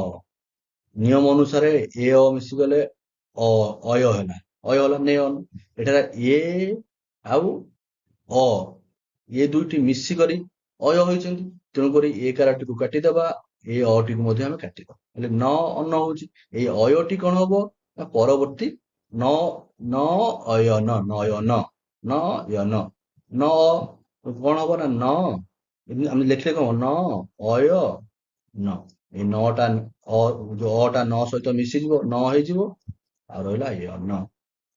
ବୁଝିଗଲା? ଦେଖନ୍ତୁ ସେଇଭଳି ଆମର ଦେଇଛି ଗଈୟକ ଗାୟକ। ଆମର ନିୟମ ଅନୁସାରେ ଐ ସହିତ ଅ ମିଶିଲେ ଆୟ ହେଲା, ଐ ସହିତ ଅ ମିଶିଲେ ଆୟ ହେଲା। ତେଣୁକରି ଆମର ଐ ଆଉ ଅ ଏ ଦିଟା ଲୋପ ପାଇଯିବ। ଲୋପ ପାଇ କଣ ହବ ନା ଅ ଜାଗାରେ କଣ ହବ ଆୟ କ। ମାତ୍ର ଆମେ ସନ୍ଧିର ଯେତେବେଳେ ଫାଇନାଲ ୱାର୍ଡ ଟି କରିବା, ଗ ସହିତ ଆ ଟି ମିଶିଯିବ, ମିଶିଗଲେ କଣ ହବ ନା ଆଉ କାଟିବା ଗାୟକ ହେଲା। ବୁଝିପାରିଲେ କଣ? ଆଉ ଥରେ ବୁଝିବାକୁ ଚେଷ୍ଟା କରନ୍ତୁ। ଏଇ ଅୟ ବା ଆୟ ସହିତ ପରବର୍ତ୍ତୀ ସ୍ୱରବର୍ଣ୍ଣ ଯୁକ୍ତ ହବ। ଓକେ, ଏଇ ଅୟ ଆୟ ସହିତ ପରବର୍ତ୍ତୀ ଶବ୍ଦ ଯୋଉ ସ୍ୱରବର୍ଣ୍ଣ ଯୁକ୍ତ ହବ, ତା ସହିତ ଯଦି ଆମର ଆ କି ଅ ଥିବ, ତାହା ପୂର୍ବବର୍ତ୍ତୀ ଯୋଉ ବର୍ଣ୍ଣରେ ଲାଗିଯିବ। ଆଉ ଗୋଟେ ଏକ୍ସାମ୍ପଲ ଦେଖନ୍ତୁ, ସେ ଅନ ଶୟନ, ଅ ସହିତ ସରି ଇଏ ସହିତ ଅ ର ଯୁକ୍ତ ହେଲା। ଓକେ, ତେଣୁ ଅୟ ହେଲା, ସେ ଅନରେ ଅୟ ହେଲା। ଅୟ ହେଲେ କଣ ହବ, ଆମର ବର୍ତ୍ତମାନ ଏ କାର ସହିତ ଅ ଯୁକ୍ତ ହୋଇକି ଅୟ ହେଇଛି, ତେଣୁକରି କଣ କରିବା, ଏ ଆଉ ଅ କୁ ଆମେ କଣ କରିବା ହଟେଇ ଦବା। ହଟେଇ ଦେଲେ ଆଉ ରହିଲା କଣ, ସ ଯୁକ୍ତ ନ ରହିଲା। ଏ ଅୟ ଯୋଉ ହେଇଛି, ଅୟଟାକୁ ଆମେ ଏଠାରେ ଲେଖିଦବା। ଅୟ ହେଲା, ତ ସ ସହିତ ଅ ମିଶିଗଲା, ଶୟ, ତାପରେ ୟନ ରହିଲା ଶୟନ। ଚେ ଅନ ଚୟନ, ଏ ସହିତ ଅ ମିଶିଲା, ଅୟ ହେଲା, ଅୟରେ ଆମର ଅ ମିଶିଗଲେ କଣ ହେଲା ଚୟନ ହେଲା। ଏଇଭଳି ଆମର 11 ନମ୍ବର ସ୍ୱର ସନ୍ଧିର 11 ନମ୍ବର ନିୟମଟି ଅଟେ। ସେଭଳି 12 ନମ୍ବର ନିୟମଟି ହେଉଛି କଣ, ଓ ବା ଓ ପରେ ଅନ୍ୟ ସ୍ୱରବର୍ଣ୍ଣ ଥିବ। ଓ ବା ଓ ପରେ ଆଉ ଯେକୌଣସି ସ୍ୱରବର୍ଣ୍ଣ, 11ଟି ସ୍ୱରବର୍ଣ୍ଣ ଅଛି, ଆଉ ଯେକୌଣସି ସ୍ୱରବର୍ଣ୍ଣ ଥିଲେ ଓ ସ୍ଥାନରେ ଅ ହବ। ସେଠି କଣ ହେଲା, ଏ ବା ଐ ପରେ ଅନ୍ୟ ସ୍ୱରବର୍ଣ୍ଣ ଥିଲେ ଏ ସ୍ଥାନରେ ଅୟ, ଐ ସ୍ଥାନରେ ଆୟ, ଏଠି ଓ ସ୍ଥାନରେ ଅବ୍, ଔ ସ୍ଥାନରେ ଆଭ। ଦେଖନ୍ତୁ ଗୋ ଏଷଣା, ଗୋ, ଗୋଟା ହେଲା ଆମର କଣ, ଏଠି ଓ ଉଚ୍ଚାରଣ ଆସୁଛି, ଓ ରହିଲା, ଗୋରେ ଓ ରହିଲା। ଏଷଣାରେ କଣ ଆମର ସ୍ୱରବର୍ଣ୍ଣ ହଉଛି ଏ, ଏଟା ହଉଛି କଣ ଆମର ଓ ବାଉ ମାନେ ପ୍ରଥମ ପଦର ଶେଷ ବର୍ଣ୍ଣ ଓ ବାଉ, ତାପରେ ଦ୍ୱିତୀୟ ପଦର ପ୍ରଥମ ବର୍ଣ୍ଣରେ ଯଦି ଅନ୍ୟ ସ୍ୱରବର୍ଣ୍ଣ ଥିବ, ଓକେ, ସେଇଟା ହଉଛି ଦ୍ୱିତୀୟ ପଦର, ଆମର ଏଇଟା ହଉଛି ଦ୍ୱିତୀୟ ପଦର ପ୍ରଥମ ବର୍ଣ୍ଣ। ବୁଝିଲେ? ତେଣୁ ଓ ରହିଲା, ଓ ସହିତ ଏ ମିଶିଗଲା, କଣ ହବ, ଅବ୍ ହବ, ଅବ୍ ହବ, ଅବ୍ ହେଲା। ବୁଝିପାରିଲେ? ଅବ୍ ହେଇଗଲା। ଓ ସହିତ ଏ ମିଶିଲେ ଆମର କଣ ହେଇଗଲା ନା ଅବ୍। ଅବ୍ ରେ ଏ ମିଶିଲେ କଣ ବେ ହେଲା, ଅବ୍ ରେ ଏ ମିଶିଲେ ଆମର ବେ ହେଲା। ଗୋରେ ଆମର ଯେହେତୁ ଓଟା ଆମର ଅଲରେଡି ସନ୍ଧି ଶବ୍ଦ ଗଠନ କରିବାରେ ବ୍ୟବହାର ହେଇଯାଇଛି, ଓଟାକୁ ଉଠେଇଦବା, ଗବେଷଣା ହବ, ଗବେଷଣା। ବୁଝିପାରିଲେ? ଗୋ ଉଠିଯିବ, ତେଣୁ ଆମର ଅବ୍ ଏ ହେଲେ ଆମ ଗବେଷଣା ହେଲା। ଯୋଉ ଆମେ କେମିତି ଲେଖିବା, ଆମର ଯାହାର ଓ ତ ଲାଗି ଯାଇଛି, ଗୋ, ଗ, ଗ ଯୁକ୍ତ ଅବ୍, ତାପରେ ରହିବ ଏଷଣ, ଓ ଏ ମିଶିଲେ ଅବ୍ ହେଲା, ଗବେଷଣା ହବ ନା, ଏଷଣା।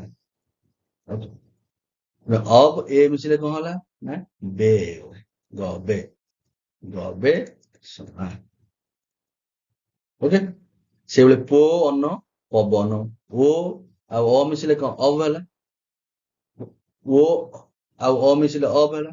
ତେଣୁକରି ଏଇ ଓଟା ଆମର ଉଠିଯିବ, ଓଟା ଉଠିକି ପବନ ହବ, ଆଉ ଏଇ ଅଟା ପ ସହିତ ମିଶିଯିବ, ପୁଣି ପବନ ହବ। ଆଉ ଗୋଟେ ଦେଖିଦବା କୋଉ ଏକ୍ସାମ୍ପଲ ଟା, ପାବକଟା ଦେଖିବା, କୋଉ ଅକ ପାବକ। ଦେଖନ୍ତୁ କୋଉ ଯୁକ୍ତ ଅକ ପାବକ କେମିତି ହେଇଛି।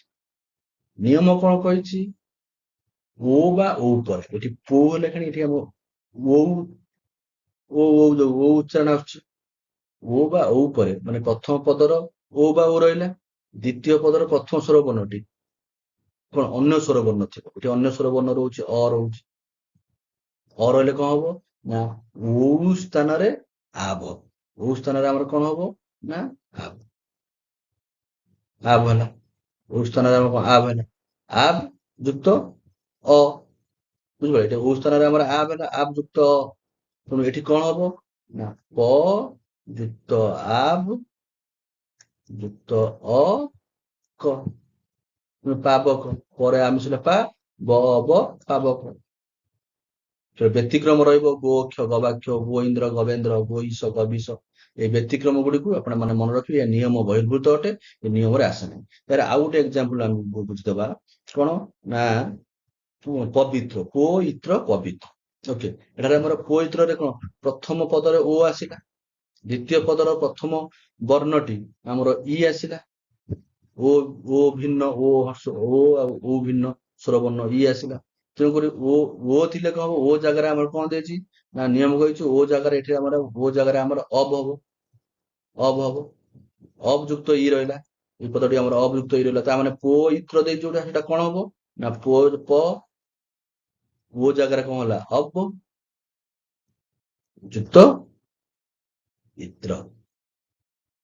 ହେଲେ କଣ ପ ଅ ମିଶିଗଲେ କଣ ପ ବ ହର୍ଷ ମିଶିଲେ ବି ତ୍ର ପବିତ୍ର। ବୁଝିପାରିଲେ ଏଇଭଳି ଗୋଟେ ଗୋଟେ କରି ଆପଣ ମାନେ କରିବେ। ତା ସହିତ ଏକ୍ସାମ୍ପଲ ଗୁଡିକୁ ନିଜ ନୋଟବୁକ୍ ରେ ଲେଖିନେବେ। ସ୍ୱର ସନ୍ଧିର ଶେଷ ନିୟମଟି ହଉଛି କଣ ନା ରୁ ପରେ ରୁ ଭିନ୍ନ ଅନ୍ୟ ସ୍ୱର ଥିଲେ ରୁ ସ୍ଥାନରେ ର ହୁଏ। ଏଇ ର ଟି ପୂର୍ବ ବର୍ଣ୍ଣମାଳାର ଫଳା ହେଇଯାଏ। ଆଉ ପରବର୍ତ୍ତୀ ସ୍ୱର ବର୍ଣ୍ଣ ପୂର୍ବ ବର୍ଣ୍ଣରେ ଯୁକ୍ତ ହୁଏ। ଦେଖନ୍ତୁ ରୁ ପରେ ରୁ ଭିନ୍ନ ଦିଟା ପଦ ରହିଲା। ଆଉ ସନ୍ଧି ପାଇଁ ଦିଟା ପଦ ରହିଲା। ଏଇ ଯୋଉ ଦିଟା ପଦ ପିତୃ ଦେଇଛି ଅନୁମତି ଦେଇଛି। ରୁ ପରେ ରୁ ଭିନ୍ନ ଆମ ପିତୃରେ କଣ ରୁ ଟି ଉଚ୍ଚାରଣ ଆସୁଛି ରୁ ରହିଲା। ରୁ ଭିନ୍ନ ଅନ୍ୟ ସ୍ୱର ଥିବ। ଏଠି ଦେଖନ୍ତୁ ଅନ୍ୟ ଅ ଆ ସବୁ ରହିଛି। ଅନ୍ୟ ସ୍ୱର ରହିଛି ଅ ରହିଛି। ଦ୍ୱିତୀୟ ପଦର ପ୍ରଥମ ବର୍ଣ୍ଣଟି କଣ ଅ ରହିଛି। ସବୁବେଳେ ଆମର ସନ୍ଧିଟା କେମିତି ହୁଏ ନା ପ୍ରଥମ ପଦର ଶେଷ ବର୍ଣ୍ଣ ତା ସହିତ ଦ୍ୱିତୀୟ ପଦର ପ୍ରଥମ ବର୍ଣ୍ଣ। ଏଟା ମନେ ରଖିବେ। ଏଟା ବାରମ୍ବାର କହିବାକୁ ପଡିବ। ତେଣୁ ଆପଣ ମାନେ ମନେ ରଖିବେ ରୁ ନଉଛି କି ଅ ନଉଛି। ଫାଷ୍ଟ ଆମର ଯୋଉ ପିତୃ ହଉଛି ଆମର ପ୍ରଥମ ପଦ ତାର ଶେଷ ଯୋଉ ବର୍ଣ୍ଣଟି ଉଚ୍ଚାରଣ ଯୋଉ ଆସୁଛି ରୁ ଆସୁଛି। ଦ୍ୱିତୀୟ ପଦ ହଉଛି ଅନୁମତି। ଅନୁମତିର ପ୍ରଥମ ବର୍ଣ୍ଣଟି କଣ ଅ ଆସୁଛି ରୁ। ଓକେ ରୁ ଆଉ ରୁ ପରେ ରୁ ଭିନ୍ନ ଅନ୍ୟ ସ୍ୱର ଥିଲେ ରୁ ସ୍ଥାନରେ ର କଣ ଦେଲା ନା ରୁ ସ୍ଥାନରେ ର ହବ। ପିତୃ ଅଛି ତେଣୁକରି କଣ ଦେଲା ନା ପିତ୍ର ହେଲା। ଦେଲା ର ପୂର୍ବ ବର୍ଣ୍ଣରେ ଫଳା ଫଳ ହେଇଗଲା ର ହେଇକି ସେ ଯେ ଆମର ପ୍ରଥମ ପଦର ଶେଷ ବର୍ଣ୍ଣ ବା ଏଇ ଯୋଉ ଦୁଇଟି ପିତୃ ଅନୁମତିର ପୂର୍ବ ବର୍ଣ୍ଣରେ ଫଳା ହେଇଗଲା। ପରବର୍ତ୍ତୀ ସ୍ୱର ବର୍ଣ୍ଣ ପୂର୍ବ ବର୍ଣ୍ଣରେ ଯୁକ୍ତ ହେଇଛି। ଓକେ ପିତ୍ର ଏଇ ଯୋଉ ଅନୁମତି ପରବର୍ତ୍ତୀ ସ୍ୱର ବର୍ଣ୍ଣ ମାନେ କଣ ଆମର ଏଇ ସ୍ୱର ବର୍ଣ୍ଣଟି ପରବର୍ତ୍ତୀ ସ୍ୱର ବର୍ଣ୍ଣ ଅର୍ଥ ହଉଛି ଯେ ଆମର ଦ୍ୱିତୀୟ ପଦର ପ୍ରଥମ ବର୍ଣ୍ଣ। ପିତ୍ର ଯୁକ୍ତ ଅନୁମତି ଏଟା ଯୋଗ ହେଇଗଲା। ଏଇଟା ଆସି ଏଠି ଯୋଗ ଅଟା ତ୍ରରେ ଯୋଗ ହେବ। ହେଲେ ଫାଇନାଲ ୱାର୍ଡ କଣ ହେଲା ନା ପିତୃ ଅନୁମତି। ଦେଖନ୍ତୁ ଏଇ ଆମେ ଦେଖିବା କୋଉଟା ମାତୃଆଳୟ ଏଇଟା ଦେଖିବା। ଓକେ ମାତୃଆଳୟ ହେଲେ ଆମର ପ୍ରଥମ ପଦ କଣ ରହିଲା ପ୍ରଥମ ପଦର ଶେଷ ଏଠି ରହିଲା କଣ ରୁ ରହିଲା। ଏଠାରେ ଦ୍ୱିତୀୟ ପଦର ପ୍ରଥମ ବର୍ଣ୍ଣଟି କଣ ଆ ରହିଲା। ତେଣୁ ରୁ ଭିନ୍ନ ରହିଛି। ରୁ ନାହିଁ ରୁ ଭିନ୍ନ ଅନ୍ୟ ସ୍ୱର ବର୍ଣ୍ଣ ଅଛି ଆ ରହିଛି। ତେଣୁ ନିୟମ ଅନୁସାରେ କଣ ମାତୃଟା ଆମର ମାତ୍ର ହେଇଗଲା। ତାପରେ ନିୟମ କଣ କହିଛି ନା ଦ୍ୱିତୀୟ ପଦର ପ୍ରଥମ ବର୍ଣ୍ଣ ସେଇଟା କଣ ହବ ନା ପ୍ରଥମ ପଦର ଶେଷ ବର୍ଣ୍ଣ। ପ୍ରଥମ ପଦ ହଉଛି ମାତୃ। ଏଠି ଆମେ ମାତ୍ର ହେଇଯାଇଛି ନିୟମ ଦୃଷ୍ଟିରୁ ଆମେ ଚେଞ୍ଜ କରିଦେଇଛନ୍ତି। ରୁ ପରେ ଆ ଅଛି ବୋଲି ର ଫଳା ହେଇଯାଇଛି ଚେଞ୍ଜ କରିଛନ୍ତି। ତେଣୁକରି ଆଉ ଗୋଟେ ଯୋଉ ଏଇ ନିୟମର ଅନ୍ୟ ଏକ ଯୋଉ କଣ୍ଡିସନଟି କଣ କହିଛି ଯେ ସେ ଯୋଉ ଆମର ଆ ଟି ଥିବ ସେଇଟା କାରାନ୍ତ ହୋଇ ଆମର ପୂର୍ବ ବର୍ଣ୍ଣରେ ଯୋଗ ହେଇଯିବ। ତେଣୁକରି ମାତ୍ରା ହେଇଗଲା। ଯେହେତୁ ଆ ଟି ଯୋଗ ହେଇଗଲା ଆଉ ଆର ୟୁଜ ଏଠାରେ ହବନି। ମାତ୍ରା ତ ଆମେ ଲେଖିଦେଲେ ଲୟଟା କେବଳ ରହିଲା କଣ ଲୟ ମାତ୍ରାଳୟ। ବୁଝିପାରିଲେ ସେଇଭଳି ଆମର ପିତ୍ରାଦେଶ। ପିତ୍ରାଟା କଣ ରୁ ହେଲା ରୁ ସହିତ ଆ। ଯେହେତୁ ରୁ ପରେ ଅନ୍ୟ ସ୍ୱର ବର୍ଣ୍ଣ ଅଛି ତେଣୁକରି ପିତୃର ରୁ ରୁ କାଟି ଉଠିଯାଇ ଆମର ର ଫଳା ହବ ପିତ୍ର ହେଲା। ତାପରେ ନିୟମ ଅନୁସାରେ ଯୋଉ ଆଦେଶ ଶବ୍ଦଟି ଅଛି ଆଦେଶର ଆ ଟି ଆମର ପୂର୍ବ ବର୍ଣ୍ଣ ଯୋଉ ତ୍ର ଅଛି ତ୍ରରେ ଯୋଗ ହେଇଯିବ ପିତ୍ରା ହେଇଗଲା। କାରାନ୍ତର ଯୋଗ ହେଲା ପିତ୍ରା ହେଇଗଲା। ଏଠି ଆଦେଶର ଆଟି ଅଲରେଡି ଯୋଗ ହେଇଗଲା, ପିତ୍ରା ହେଇଗଲା। ଆଉ ରହିଲା କଣ? ଦେଶ, ପିତ୍ରା ଦେଶ। ଓକେ, ଏଇଭଳି ଆମର ସ୍ୱର ବର୍ଣ୍ଣର 13ଟି ନିୟମ ଆମେ ଦେଖିଲେ।